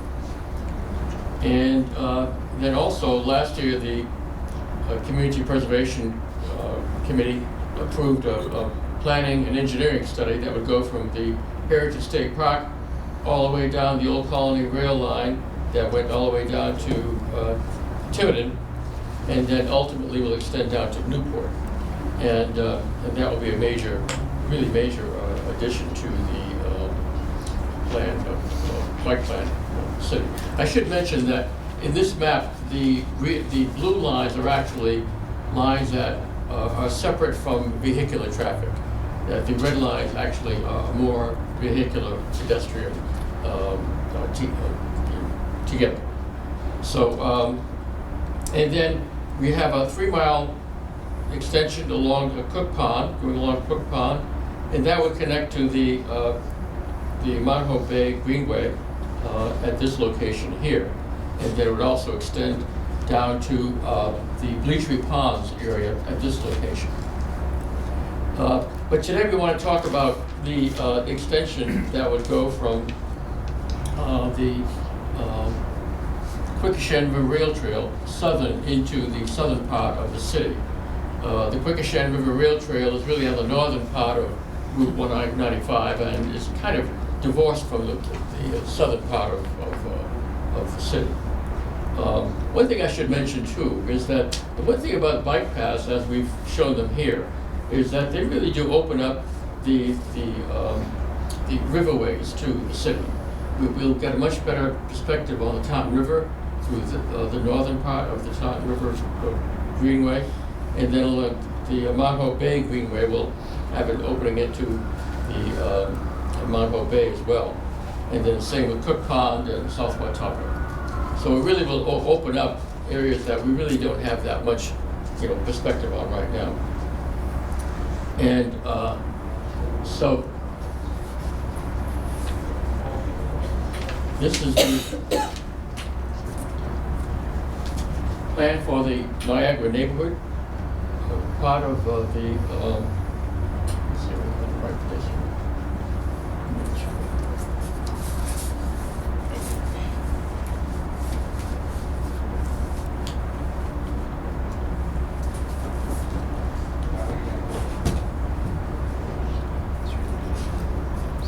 This is part, yeah. This is part of the Niagara neighborhood proposal that we're presenting tonight. As you can see, the Quequechan River Rail Trail goes from Westport all the way down the old rail line, and then continues on here to the end of the rail line, ends up here, and then goes on to Rodman Street at this location. And also there's the Phase 4 bike path that would go along here, that would eventually go into the Father Travassos Park and extend into Quequechan River. So it's a circular kind of area. Now, what would happen here is that there's a rail line that comes out here that went to the old manufacturing location where there was manufactured potato chips years ago. And it ended here. So what we'd like to do is to take that and reactivate that and bring it down along the bottom of Walmart. Walmart is here. And at the end of Walmart, bring along here, along the edge where there is a large water facility now, waterway. And then attach it to Brayton Avenue. We go up Brayton Avenue and then hook up with the Quequechan River Rail Trail at this location here. Now, it would also come down, in addition to here, it would also end up going down Warren Avenue at this location, down to Rodman Street, and then we were not sure if it would go along Rodman Street back to the interchange with the Quequechan River Rail Trail, or it would go along the shoreline of what we call Chase's Pond, which is right here. But we'll let the consultant help us to determine which would be best. So essentially, what this bike path would do would bring the bike path really into the heart of the Niagara neighborhood. Niagara neighborhood is very heavily dense. It's a very one of the densest neighborhoods that we have in the city, and we can only go along the edges of the bike path. We can't really go into the bike path itself, but at least we can get into the bike path at the very least. And also we provide, the bike path will provide access to waterways such as along here and along Chase's Pond along here too, which we don't have at the current time. So, in addition to that, when we presented the Niagara plan to you at the last meeting that we had, the eligibility meeting, there was some question as to could we include the South Watuppa Pond as part of the adjunct to this. And we went back and we looked at what the South Watuppa Pond would entail, and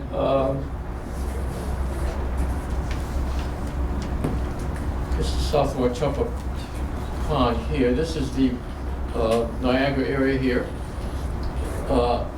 And what you suggested was that we go along the shoreline of South Watuppa Pond and eventually into the Maplewood neighborhood as well.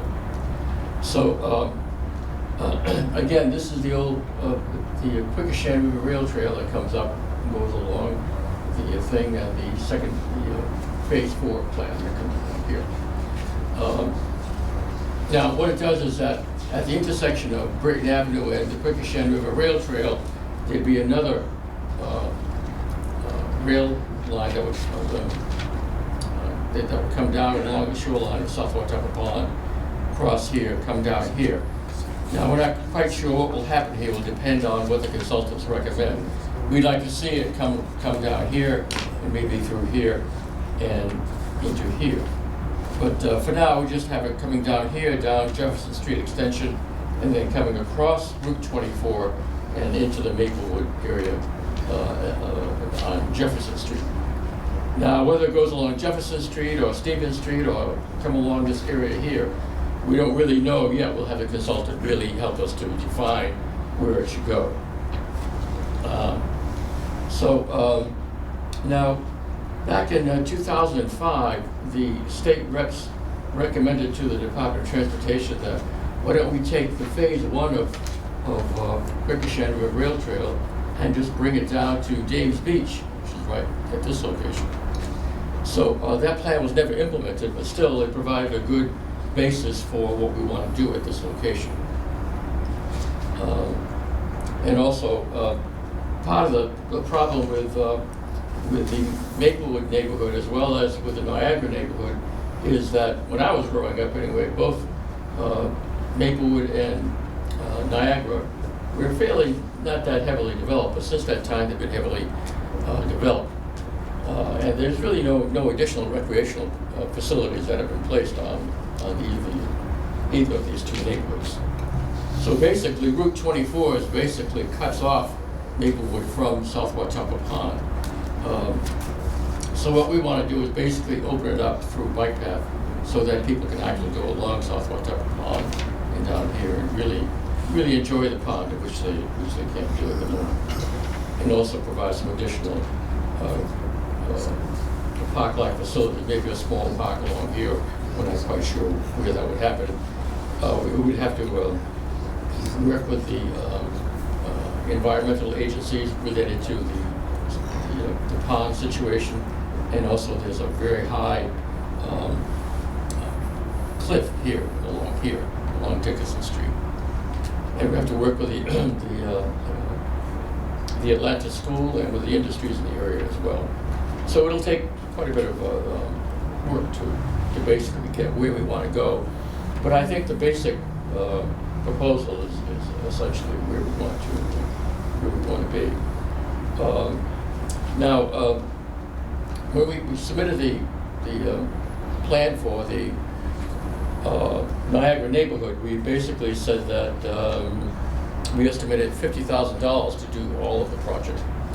But when you came back and recommended that we include the South Watepa extension, we added about another $40,000 on it, so it comes to about $90,000 total for the project. We had estimated $75,000 initially, but it's kind of low, so we moved it up to $90,000 just so that consultants would actually bid on the project. So essentially, that's basically the project as. Al, where does the total of 137 come from then?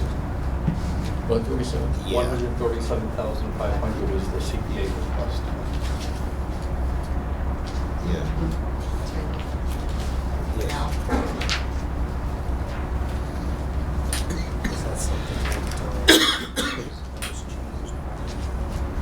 I like your new number.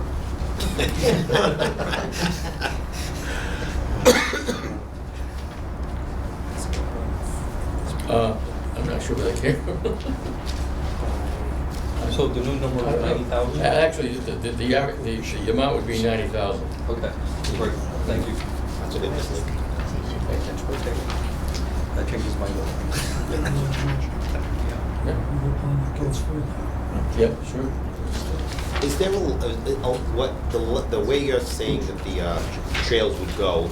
Is a lot of it already city-owned, or is there a lot of land acquisition that needs to happen? Well, no, a lot of it's already city-owned, and particularly along here, the city and the state now owns most of this area along down to the Bleachery Farms, and also we own quite a bit of land along here and land along here too, along the ponds. Somewhat here, we're not quite sure what exactly we own, but along Warren Street and areas like that, most of that would be city-owned. Would the paths, say on Warren Street, be like a road share, bike and car road share, or will there be a designated like? Yeah, we want to keep it separate, so it would have to be some kind of separation between Warren Street and the bike path. Yeah. like when Chris Gallagher was up here, we had awarded a contract last year for the Vietnam South Watuppa Park open space, which is part of that, what you're talking about on the Watuppa Pond. So I wonder have you talked with Chris about that one yet? Yeah, actually, we have a little plan here that I did for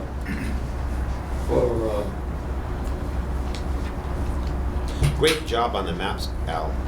oh, thanks. We did this for Bill Kenny. Yes. Yeah. Yeah. Essentially, it's a plan that we have for the South Watuppa Pond. This is South Watuppa Pond here. Brayton Avenue comes up here, and the Pike Path comes down here. Bill has proposed, this is the area of fisheries and wildlife now. We have here, where we have fishing activity. And then above that would be where the park would be, where he has proposed the park. Now, that may change, because we may feel that maybe the Veterans Park should go somewhere down at this location, a little closer to Maplewood. But we don't know. I think that's one thing that the consultant would help us determine.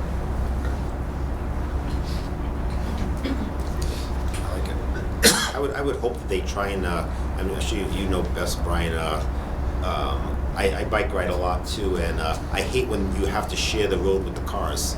It's like, it's great if they can designate better locations. There's some spots in the city, it's like, cars don't recognize you're there sometimes, you know, it's, Even when you're. that would be my only recommendation. Even when you're in a car. Hopefully they, you know, try and do the best they can, trying to make it more of a designated, you know, lane, I'll say. As I would hope opposed that all of these would be separate. Yeah, Between vehicles and bicycles and vehicles. I think that's fine. Any other questions for Mr. Lehman? No?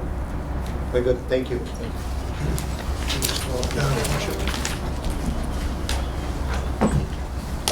Next item on the agenda is for the public schools window restoration.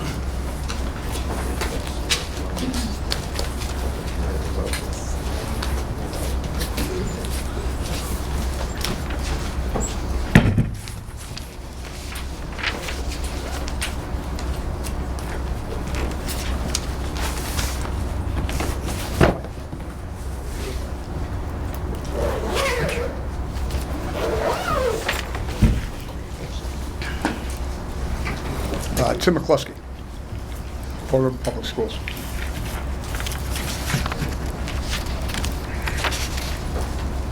Tim, I got a quick question here. So the funding application says 185, but then further down, it says over a 3-year period. So is the request to have this board actually bond $555,000 over a 3-year span? I believe the total project cost is $605,000, so this would be the request for this particular phase. Right, so, Yeah. but we would be Yeah. voting on the 555 over 3 years, which So, would be right, so I, 185. to be totally honest, when we did the application, I wasn't comfortable asking for the board to do something they haven't done for any other project. I know we're bonding on some of these projects, but I didn't feel at the time that the request from us was to bond, that I thought that we would come here as a continuation each year and do another ask. So that was the case. So the total project cost is $605. There's some in-kind from the school department Right. on some of the work, but the request is for $185 for this year, and then moving forward, it would be a request next year for $185, as we've done with other projects. So technically speaking, we're talking about maybe 25 windows on one facade is going to be funded this year. And then next year, you might come to the west or the Are you east. picking like the worst windows? Well, Will you be picking? so I didn't want Tim to, I don't want to take away. Like the windows being repaired on this round, is it on one side of the building, or are they just the worst ones on all sides of the building? I think you'd want to concentrate on the most visible windows, which would be the front and side. I think that would be what we want to get first. the ultimate goal would be that we need to, secure the designer, architect, first. So my best guess is of the 185, the project is going, first year will be less actual construction and design work being done for the full project, and then the subsequent years will be all construction. Design work will be done. If money's been approved, the RFQ would go out maybe in July or so. We can go for quotes then, and then hopefully maybe get the project, get the designer on board mid-summer, mid-late summer, then move the project forward. Is there any talk about possible city funds, like appropriating down in the next year's fiscal year or the year after fiscal year for this type of thing too, or are they not even like mentioned anything? Are you talking about maintenance funds for the public school maintenance funds? No, even just, maintenance, which would be this too. I don't believe so. No. Ken might know. No, with the exception of the small in-kind that we will be putting into the project as we go. Yeah. That would be basically it. There is no city funds that are going to be appropriated right. to this. We did not put this project on the capital improvement plan, the community compact that Chris was talking about. This is not on there on the project because we had so many other asks. So there were other things in the school department that were priorities to the tune of about $45 million worth of projects that are on the community compact belong to Forever Public Schools. But this wasn't one of the projects that was put on. Not saying that we didn't ask, but it's currently we would be looking at. We've gotten estimates from designers who are not interested in doing the project. That the windows could run as a renovation, not a replacement of anywhere from 2,000 to $4,000. With the new grant writer, is there the possibility of like their grants being available for like an historic building like this for doing any of this work? Absolutely. Absolutely. Because I mean, how long has the grant writer been around now? A year. Yeah. Yeah, just about a year. So it's possible that they could. The grant writer works for us. 50% of the time. The city 50%, the school department 50%. So she does work a lot of that. So that possibility is there. It's always there, yes. So this projection for future years may change. Yes. So Tim and Kenny, so the 185, I'm fine, because obviously it'll cover the architect's fees. And I would like to actually see him do an existing conditions review of the building, identify all of these windows and whatever money might be left from that 185 to take care of the worst of the windows right now. And then the following year, I don't mind you coming back asking for the whole amount, and then we would bond it over 3-5 years, because I think that would be more of a savings to just have the contractor out there one time, because every time that they have to demobilize, remobilize, that's about 10% every time that you're going to be paying. So to just have them come and do it once, you might be saving 30% of that money actually going back into the building. But I do like the idea for this year, hiring the architect, having him and getting his engineers just look at the entire building, come up with a list of what's wrong with everything. I understand that we want to do windows, but there might be other things. That's all.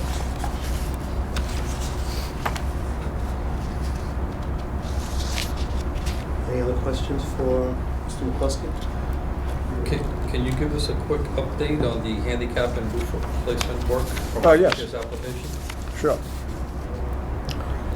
That's going to be quoted on April 26th this year, so it's going to be there. We're going to hopefully have a contract in place shortly after that. We'd like to start that job maybe mid-June and complete it by maybe September this year. That's the goal. So September 2018, that would be the ramp and roof, of course. So we're expecting quotes later this month.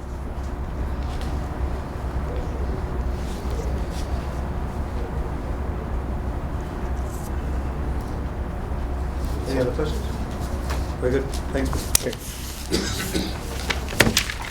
Next item on the agenda is Bioreserve Land Acquisition Project number 1.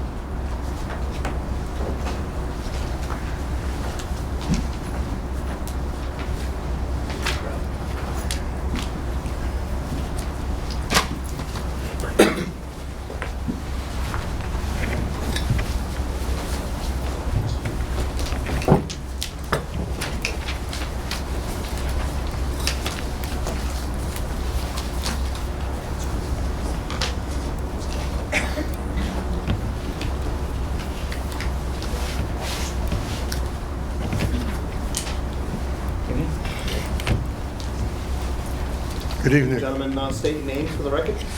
John Fryer, 537 Montgomery Street, and Director of the Water Department. My name is Michael Labossiere. I am the city's watershed forester at the Watuppa Reservation. Work for the Water Department.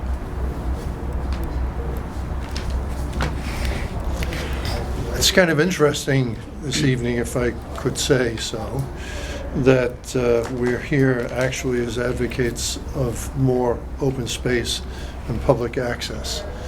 We have the application before you, 2 active projects and 3 projects that may or may not develop at any given time.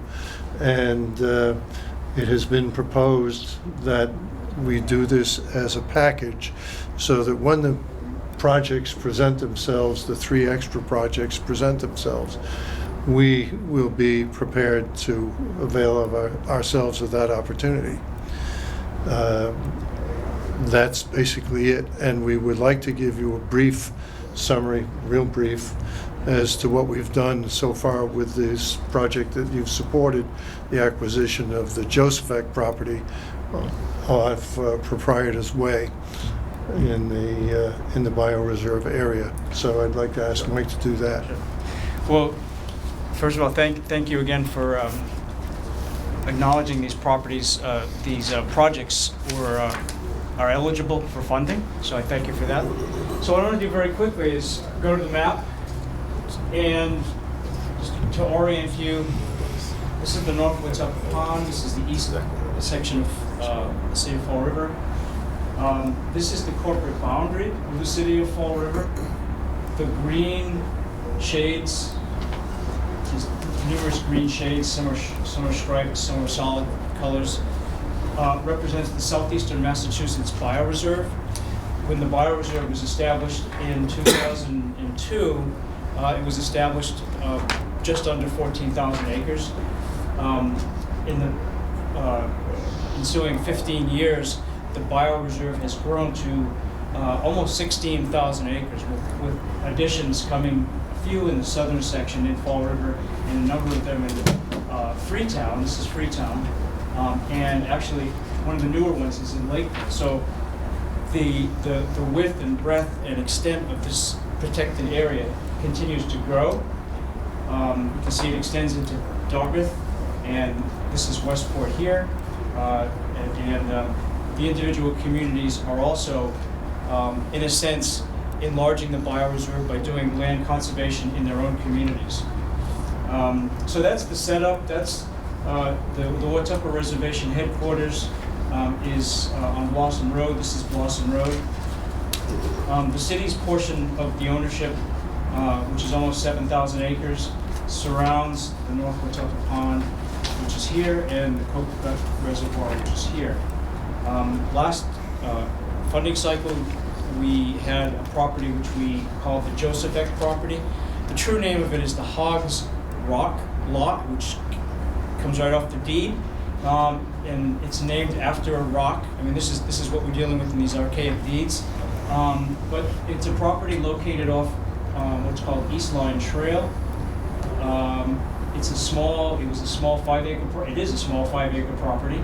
We bought it from a private owner, and we bought it with CPC funds. And so that's been a success. The update on that is we bought it with some derelict buildings and a driveway. And what we've done since then is we've demoed the buildings. We've taken them off the property.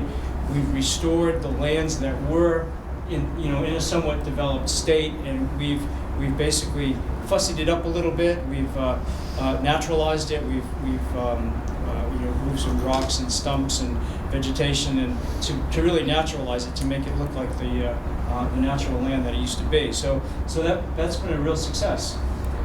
So what we presented in the first round, the eligibility round, we presented 5 different projects. And of those 5 projects, 2, which you see here in red, were ready to go. And these are strictly open space conservation projects.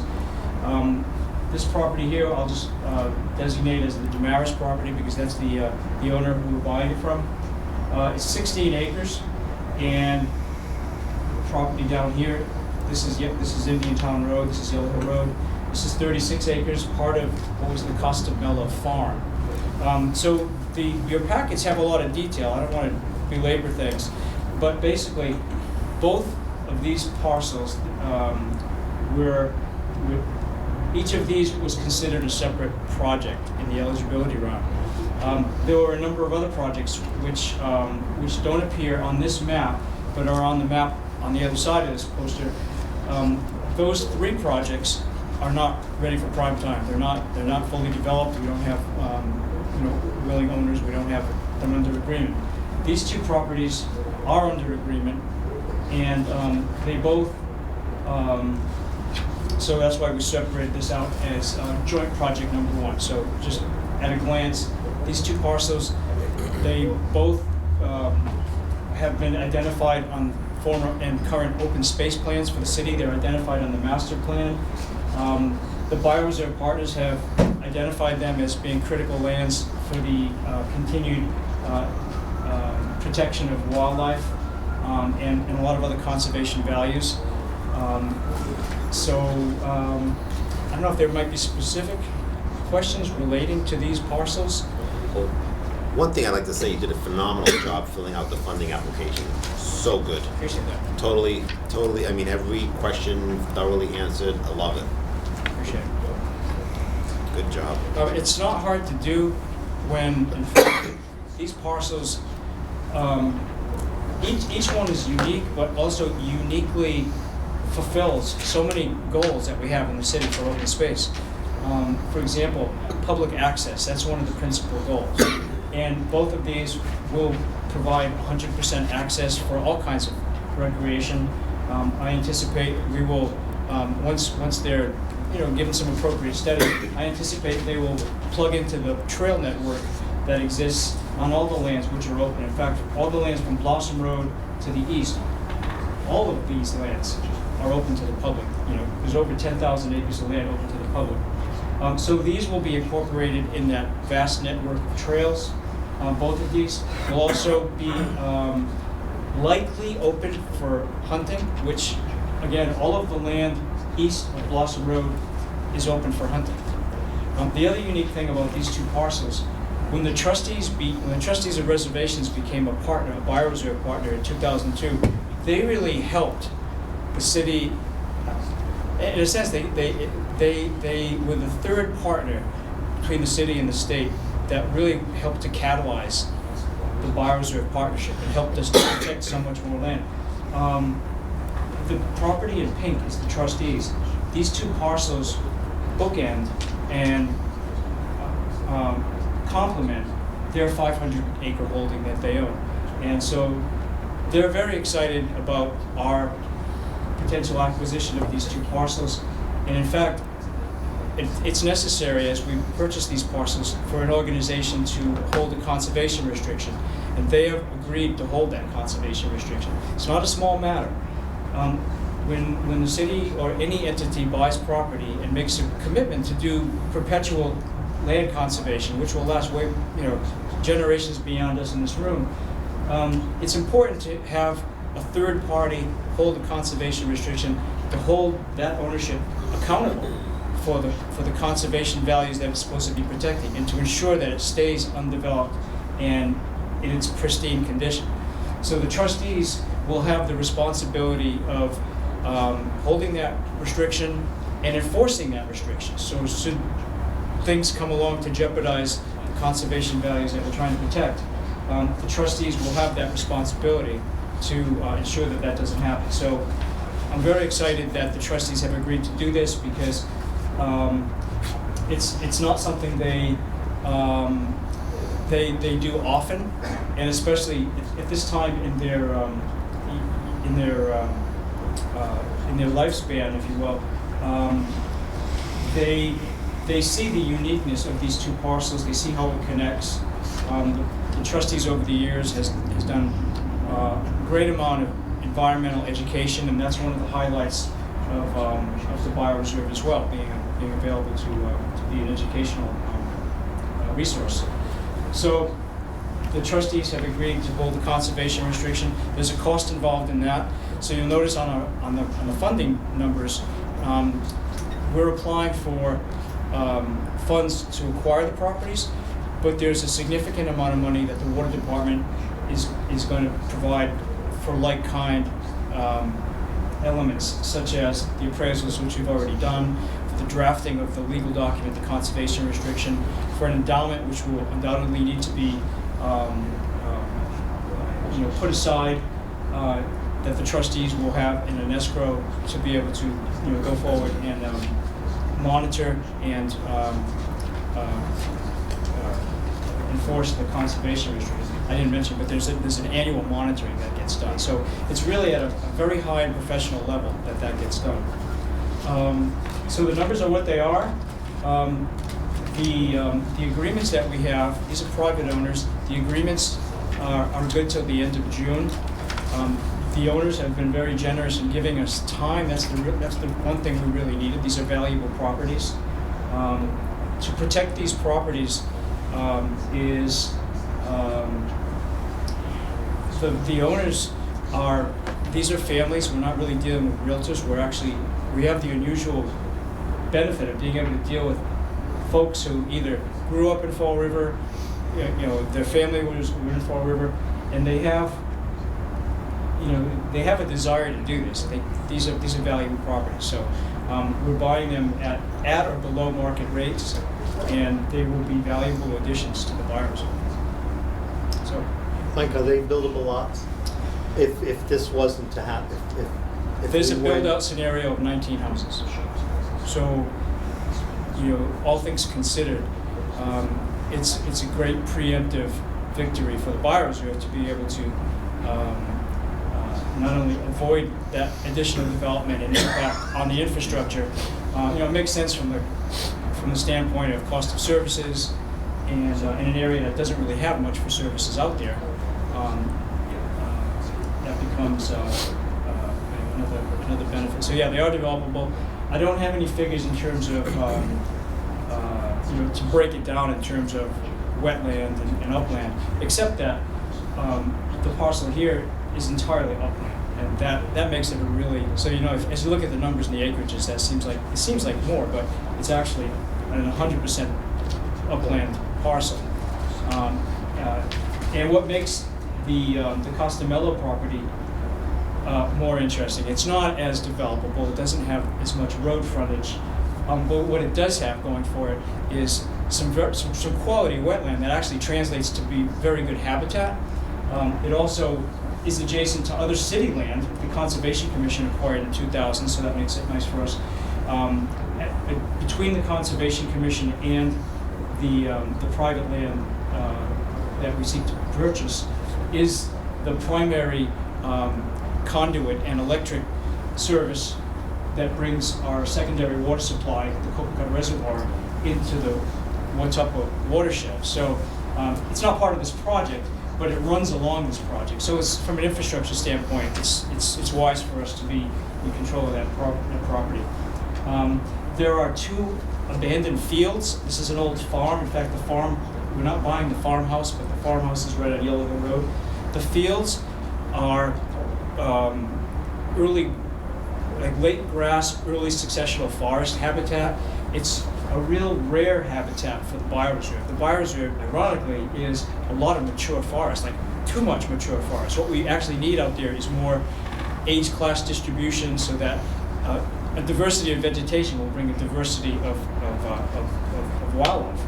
So there are two sort of ready-made areas. One is this triangle here, and the other is sort of embedded in that.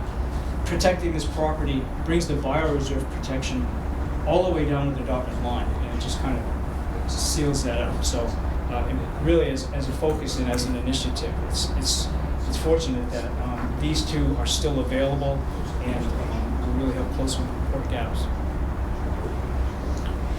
Very good.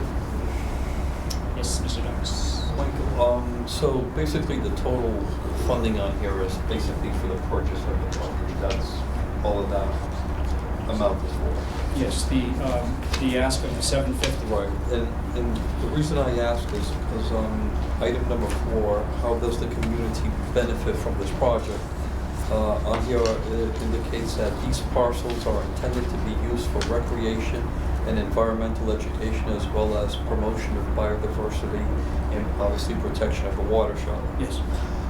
So what I don't see is at least a little bit of money to have those programs in place to be used. You know, I would like to see that, because if that doesn't exist, then it'll just become a wooded area that obviously, unless there's a marked trail, no one's ever going to use it and have the passive recreation that... You're absolutely right.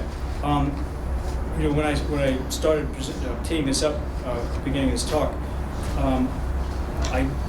what I said was that there's a network of trails, and actually you're seeing some of them here. This happens to be, I've overlaid the project information over a map that I use to maintain fire lanes and trails, and it names the lanes and it shows the gate location. That's sort of irrelevant. The map that I don't know that I provided last time, but if anybody's seen the Southeastern Mass Bioreserve trail map, there's over 50 miles of trails, and the trails already exist on these parcels and cross them, but they're privately owned, so they're not really available right now for the public. So the first thing that will happen when these properties get conveyed is the private property signs come down, the city signs will go up, which will basically state it's open for recreation, and those trails will become open. Secondly, when we do the next iteration of the trail map, those properties will be shown on the map, and the trails will be shown as available. Thirdly, we have a long-standing partnership with the trustees of the reservation, and they've been for many, many years providing education and outreach through a coordinator that works for them. You know, there's a great sort of body of of different kind of programs that he's worked on over the years. Everything from the salamander soiree, which happens about this time of year when the vernal pools come alive with the salamanders and frogs and such. The woodcock walk, the tracking, winter tracking. So there's loads and loads of opportunity for that, and we will definitely be featuring those on future events which are open to the public and attract both children and adults. How do you advertise that? How do people know? Well, the trustees have often put it on their website, and that would be classically how they do it. Things have changed with the trustees in the city in terms of what kind of program they were doing then and what they're doing today. Things have changed over the years. Does anything like that go on the city website so people kind of know that they can do these things? I can tell you that they don't, and I can tell you that's something that's really missing in our outreach ourselves. I think our resources... being that to save the land, fantastic, and knowing you have all these projects is excellent, but who knows that they can go to these things, because they sound really interesting. Yeah, no, and there are several ways that already exist. For example, Green Futures, which is an environmental outreach, an environmental group, they do monthly walks. They have I don't know if they have Facebook, they have a website, they do mailings, through community partners and others. There's a lot of ways to do that. We could probably stand to, us old white guys really need to get a little more social, media savvy and make that available, because this is a world-class, sometimes I hear the echo in my own head about this. This is a world-class natural resource. This is like national park scale, and it really is under promoted, if you will. I think we walk a careful line between over promoting things and being careful, because we are stewards of this, and especially when I think of the water board, it goes back 148 years, and the idea of stewardship is really taken seriously. But that aside, for more than 15 years, in fact, for as long as I've been associated with the water department, we've made sort of education an important part of what we're doing, because without the ability to help people to know what to do out there and how to enjoy it, we're missing an opportunity to build constituency. So it's a good point, and I think we can be better at that. Can I say something? Yeah. With not this seat, with another hat. We've personally worked with the trustees of preservation, with formerly Now Green Box member. We worked close with Linton at the time, and we did publicize and had very successful events in that area. We did the lantern tour, we did the cross-country skiing, we did lots of things, and there were lots of other things we wanted to do, but we've had some changes, as Mike said, but we've promoted them on our calendars, and we've done a lot of PR, and they've been really successful, but because of the change going on, I guess, with the trustees, we've lost that link, and we've always been ready to serve as that link for promotion for it.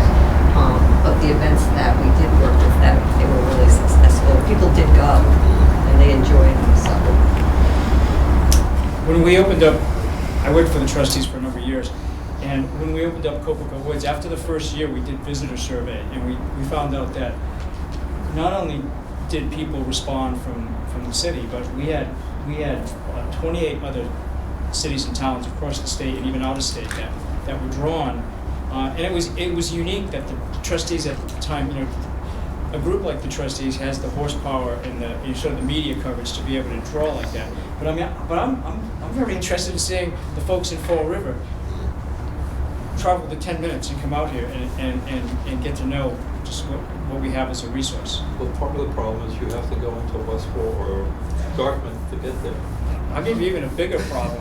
We have land up off of Quantapug Road and Flag Swamp Road. I mean, those names are probably not even familiar to us Fall River folk. But for my crew to get there and respond to situations up there, they leave the reservation headquarters, they come through Westport, they come through Dartmouth, they go through Freetown, and they get back to Fall River. Right. So Fall River is just not necessarily understood what a vast area this is, and it's underutilized in a sense. So my last comment is on where Wilson Road goes into the watershed. Right there, you have that trail that's promoted by the water department. The Tattapanam Trail. Thank you. The difficulty with getting to that trail, besides the 18-wheel size potholes, the road is almost impossible to travel. There's the no trespassing signs on both sides of the road, and it's very hard to find that particular trail. Is there anything that the city can do, one, to make the road more manageable, and two, to get rid of the no trespassing signs that are on both sides of the road? So the major sign has been removed, and now we have a rather small sign that just indicates the presence of the reservation. Further down, and that section of road that you're talking about, the Tattapanam Trail, is about 1,000 feet, maybe a little bit less. It's horrible, but it's not forever. The conditions of the road are being discussed within the next week or two. I'm not sure what the outcome is going to be, because they are city roads, and the issue for the city is it does not serve too many people. So it's difficult to justify spending a lot of money on them. But it does keep the people out from using those those trails, because I try to go with my SUV, and it's almost impossible. I think just this week, there was a tow truck moving an SUV up a pothole, and that's the second SUV from the people that travel that road there. So the roads, to me, they're purposely not maintained to keep people out. And it just reinforces the fact that the trails from the Cuppaco reservation, whatever it is, the only way that they get visitors is if you go into Westport and Dartmouth. And that's a real problem. As I said, there will be a meeting within the next 7 or 8 days about that very subject. I'd also point out that that area to the right of the map is actually closer to downtown New Bedford than it is to downtown Fall River. But if I'm riding my bike. Oh, I have a nephew who rides his bike. Please let me know about the problems. So I'm not going to defend the potholes or anything like that, but you know, people who are coming out here are coming in from Westport, you know, and that's just exit 9, you know, and coming off exit 9. And they're parking at a parking lot that we built a few years ago, which is on Blossom Road. And you know, people who are going to use the trails, almost doesn't matter where you start, you know, if and you know, the best approach to the southern section of the Bioreserve is either through from the south, either Blossom Road, or you can take Indian Town Road. There's a parking facility at the corner of Indian Town and Yellow Hill. There's also one down Yellow Hill, and there's one on Copacut. So there are many ways to get in, and there are a number of activities. People, you know, there's always people out there doing something. And there's a 10K race that happens, a trail run that happens in August. There's a 50-mile mountain bike race that happens in September. There's trail running all the time. There's a lot of different activities. One of the things you don't realize being out there, this place is so big that people, you know, there are other people out there. You may not even encounter them, which is like a beautiful thing, you know, in one respect. But at any rate, people find their way here, and they are using it. Could it be improved? Yes. You actually can access all these trails, right? From Blossom Road, east and north is completely, fully accessible. Yeah, it's big. And then if you're from Freetown, see, we're Fall River centric, but if you're in Freetown, you're parking on at the forest headquarters at Flag Swamp Road, and then, you know, you're looking down this way, and you get that whole coverage up there. But there's, like I said, there's we do in fact, on May 5th, shameless plug, on May 5th we do the big walk every year. This is our 21st big walk, a 12-mile walk in Fall River. We don't even leave Fall River. It's, you know, that's how big. Anyway, I'm happy to answer any other questions. If I may? Sure. I know, Mike, back on my years on the city council, we had a conversation. This addresses the educational concern.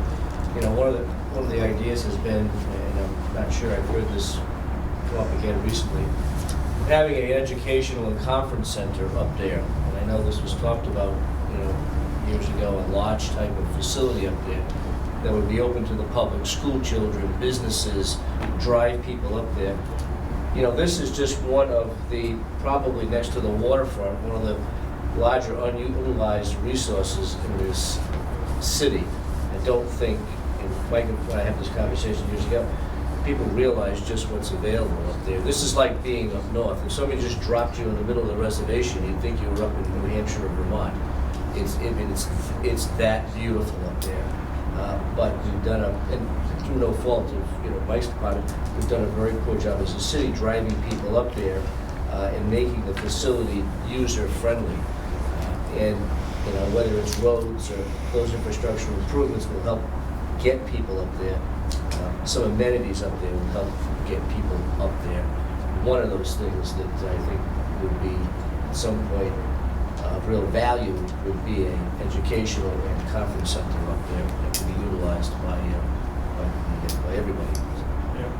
When the Bioreserve was first proposed, and when the ink on the agreements, you know, dried, the trustees were going to take a lead role in fundraising for what was called an environmental education center. That has fallen to the wayside as things have changed with that organization. But there's been a recent interest in reviving that idea, and particularly we've been approached by the local legislative delegation to sort of blow the dust off that plan, try to rethink it and develop it a little bit more, and see if there can be some funding coming down this way. So there's it's understood that would be a vital way to not only have a place for people. People come out here, and it's so big, it's so vast. They don't quite know what to do. They need a visitor center / environmental, to sort of offer some hospitality, offer some orientation, develop a comfort level about kids and even adults being outdoors. It's a different world, but this is another world, and I think we need to marry that and the sensibilities of that, and a visitor center would really go a long way. Without getting CPC funds such things, right? Without getting too much into the weeds, Mike and I visited a 5-acre farm on Indian Town Road about 4 years ago. Last year, John. About 4 years ago. And we missed because it was sold to another private party. But it was on a stretch of Indian Town Road that was open, that was quite attractive. It was a standalone situation right there. It was almost made to order for our purposes. Had a silo, a barn, a farmhouse, and so on. We were pretty interested in doing it, and obviously somebody else was too, because it was sold within days of our being there. What that perfectly illustrates is timing and the value of having the CPC to be able to not only fund present projects, but to be able to, to work with a mechanism. And when we go into the next project, that'll come up more. But to have a mechanism that there's money standing by to be able to, opportunities with landowners come and go because they're families that have needs. They're not ready today, they're ready tomorrow. It's very hard to marry funding with, intention, family circumstances and the right land and that whole thing. When that aligns, like these two parcels have, it's time to pull the trigger. And one thing I wish I could have done for this project was to bring more leveraging funds from other agencies. We did that with, we had that with another project that didn't materialize. But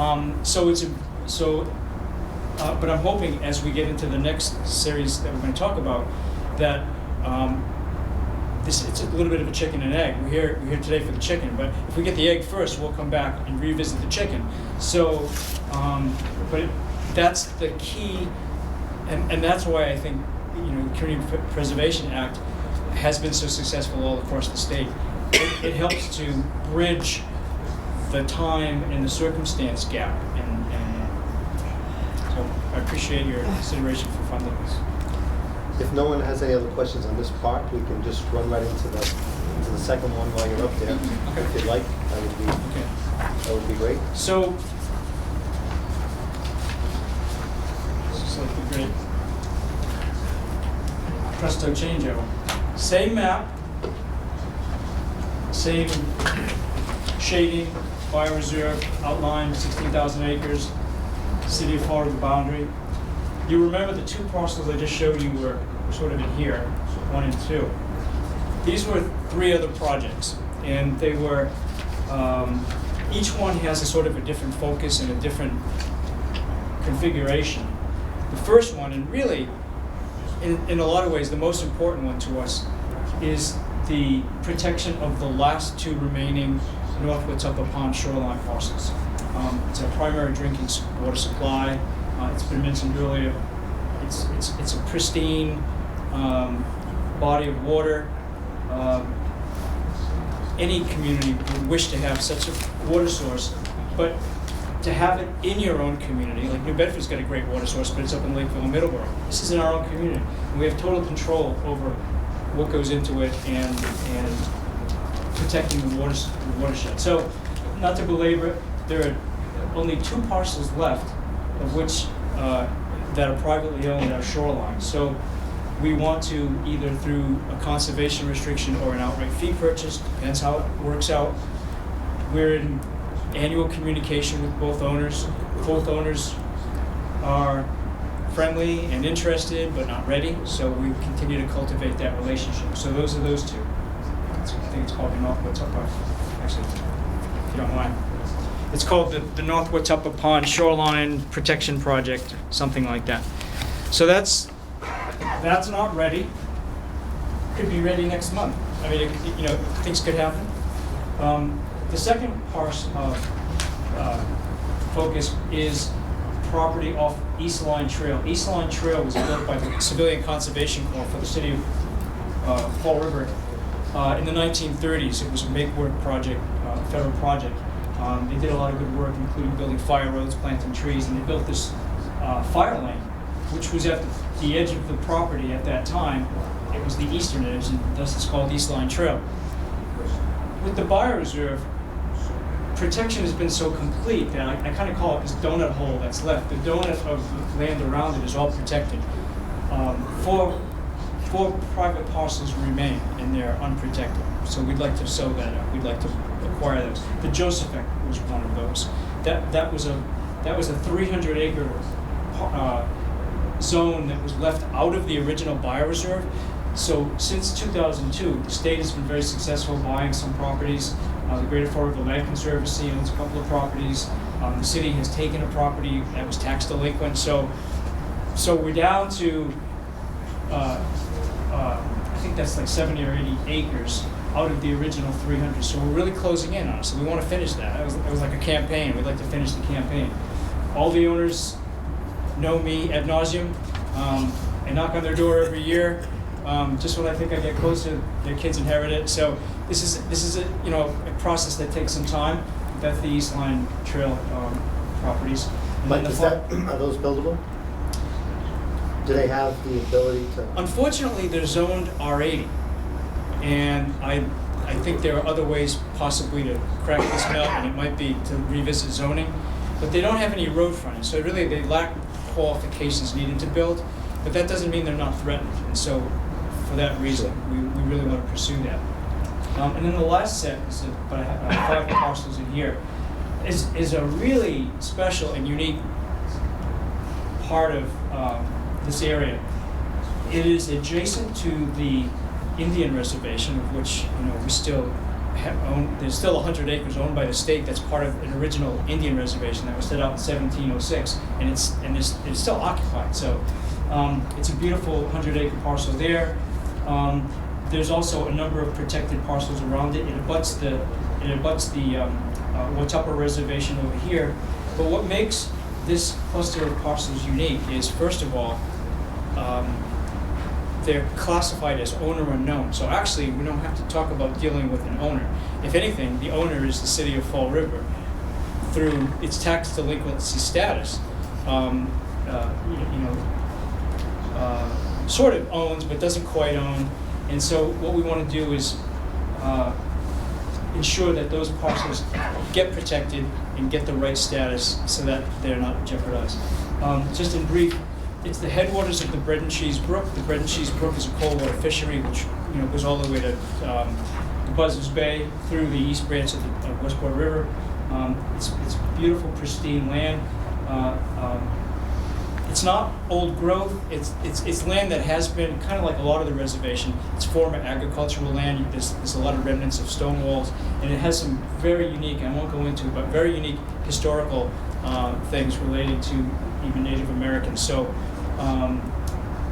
for that reason, what I'd like to pursue with this, which is a little different than trying to get a purchase and sale, would be to try to put together with through a land attorney and with the sort of cooperation and collaboration of certain city departments, to try to run that through a kind of a situation where we can clear the titles and just get them over to the Conservation Commission or the Water Department, whichever makes the most sense. So the the 386,550 is for the land acquisition of all of that we see here, all of it. But Yes. but no one's ready to sell.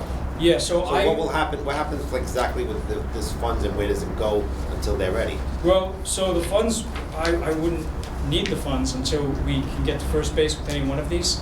So what I'm trying to do here is sort of promote the idea that these funds need to be set aside so that they will be ready. Bond, but don't, you know what I'm saying? So we get the Yep. approval so that at the moment's notice, Yeah. it's available.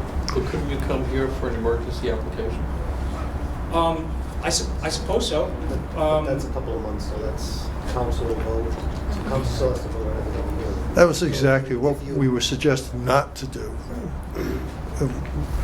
The exact answer to your question is that money that's not used goes into an interest-bearing account. And by coincidence, right now you can borrow at a fairly low rate, and everybody's thinking that rates are going to go up. So I had one experience in life where the bond actually paid for itself through interest made on the bond, because you made the loan at the low rate, say 2 or 3%, and by the time had passed, the savings account rates were in the 6, 7, 8%. So half the money was out, but the half that remained in the bank was still paying for the whole amount of the interest on the loan. It's not legal, it's called arbitrage, it happens. But for our CPA 3-tier category that says CPA money needs to be put into open space for the purchase of property. That's what it is. That's what it is. But technically, you're not purchasing right now, you're waiting a year, 2 years, 3 But we are years. giving them the opportunity to purchase it at a moment's notice without, so the city can't purchase the land without a process, but they'll be able to purchase the land without that huge process if the money is sitting there. Yeah, but can we just put money in the fund in the hopes that something's going to sell? Is basically what your question is. Right. You know what I mean? Like, this, think we I could understand the probably whole get that concept ruling behind it. from- Just do it. From Stewart. You know what I mean? Because I mean, not the first the time. first proposal makes total sense. Right. There's no question about that. This, my only question is like, the money, if I get it, it's gonna sit into an account. But if we're actually not acquiring the land right now, can we do that? Can we just put money away in hopes we're gonna get something? Right, because we I'm would not still. sure. You know what I'm saying? I'm not sure that it's a hope. I think it might be a reasonable expectation based on the 2 parcels that have But is it gonna be? matured. But is it gonna be a reasonable expectation in 1 month when we're gonna vote?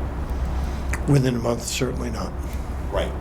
That's where. But if the authorization is to borrow the money, and again, I'm speaking on as a person who doesn't know the answer, but if the authorization is to, we're looking for permission to borrow the money, to not necessarily borrow the money. So fact, so we would just be looking for the authorization, which stays in effect unless the council pulls it back. Oh, that's right. In fact, you're right on. The process the city goes through is when there's going to be a borrowing, there's a bond anticipation note. And that's only to the extent, that's borrowed money only to the extent that's needed for immediate purposes. The rest of the borrowing is predicated on the need and the decision of the treasurer to go forward with it. And he has to have justification to do that. So you can give the authorization without actually forcing the issuance of the bond. Right, so we It's just did handled that. through short-term We just notes. did that for the construction of Durfee High School. So we know that we're not going to need 263 million and change. Right. But we have to borrow. Like, I in understand all that, anticipation. but does CPA work the same way as a municipality? That's my question. It's kind of 2 different things, really.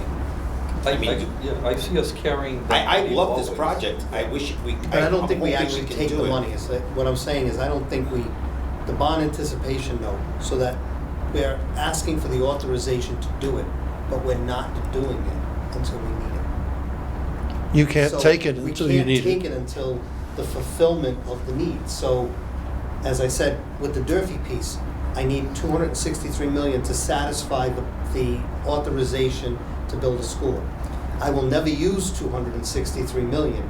The city has the authority to borrow up to 263 million, but they won't. I can tell you they won't, because we're getting 165 from the state, 165 million from the state. So we're only gonna need the portion, the difference. This year, we would be doing a borrow, the first one, or the second one, if the treasurer decided. It's borrowed in to buy it. pieces. Right, they would only borrow what The we pieces needed, needed. but we would not have to get permission to go forward after that. Right. So once the permission is granted, unless it's pulled back by the council, the money's there. The authority to Authorization. borrow is there. And that's how I think we handle it. I mean, we can get that from Stuart, but I think that's how it would be handled, because we're gonna get the money as we need it, not as So soon we as have we to approve allocate it this year. We have to, Authorize this board it. would have to send it to council for an authorization, and if they Up to. approve it, up to, then they approve it. Well, like, my only question is still that what you're saying, actually, can we do that with CPA funds? I don't know, like, because I look at it as, we look at that chart, the acquisition of land, like, we're not acquiring land right now, we're hoping to acquire land in the future. Whether it's a month from now or 5 years from now, that's still hope. Between a month and 5 years, it's still hoping. Well, you had So the same, Can we allocate money to hope to buy land? well, you're not I'm allocating I'm the not money, allocating money though. The thing is you're authorizing. we're authorizing it, but we're not allocating it, because all we're doing is allocating the debt payment each year. Yeah. The reason why we're not doing this out of our money is there'd be nothing left. I like that, So- I'm not disagreeing with the project, but I just want to make sure that through CPA, this is the right way we can do it. So Well, the sewer project, the $192 million sewer project, the money was not borrowed all at once. A series of bond anticipation notes was used to keep the thing afloat, and then when a certain amount had accumulated, 5 million, 10 million, I whatever, understand what you're saying. that would go out to bond council, and the I bond understand what you're saying, borrowings but would be CPA made. is formulated on a grid of how things can be acquired. It's different from a. Then I'm not familiar with that. Right, and I'm not familiar with the municipality, but it's two different ways, I'll say. And we're locked into a grid. And as long as we fit in the grid, I think it's great. My only question is, we need clarity, do we fit in the grid? Well, then I guess the issue would be to On go, this one. if you liked it, On the second- go the ahead on the second- first one part, makes total sense and to then us. wait until you get clarification on the Yeah. second. Yeah. And there's no point not being prudent. Right? I don't think it's a timely, I don't think that it's going to take a lot of time to get that answer. No. Okay. I think this is a quick answer. It'll take less than a week. Yeah, to get this answer from where we need to get it. I think it's a great It project. shouldn't get in the way of anything if this No. board decides to fund it. Right, I agree. As long as we're able to do it, we'll get an answer within a week. And the only other thing I would say is and none of the other projects that came up, I've done any kind of advocating for. I have to say that I would not like to see this go down the road of the last one, the opportunity missed to preserve land. And if we First, wait, yeah. we may not have that No, opportunity. So I totally agree. I just think that it's a project that, Year number one was a mistake for us. yes. Any other questions? Thank you. Thanks for your time. Thank you. Thank you. No other business before the board. We have a motion to adjourn. I'll make a motion to adjourn. Do I have a second? Second. Motion and a second. All in favor? Aye. Thanks, everyone.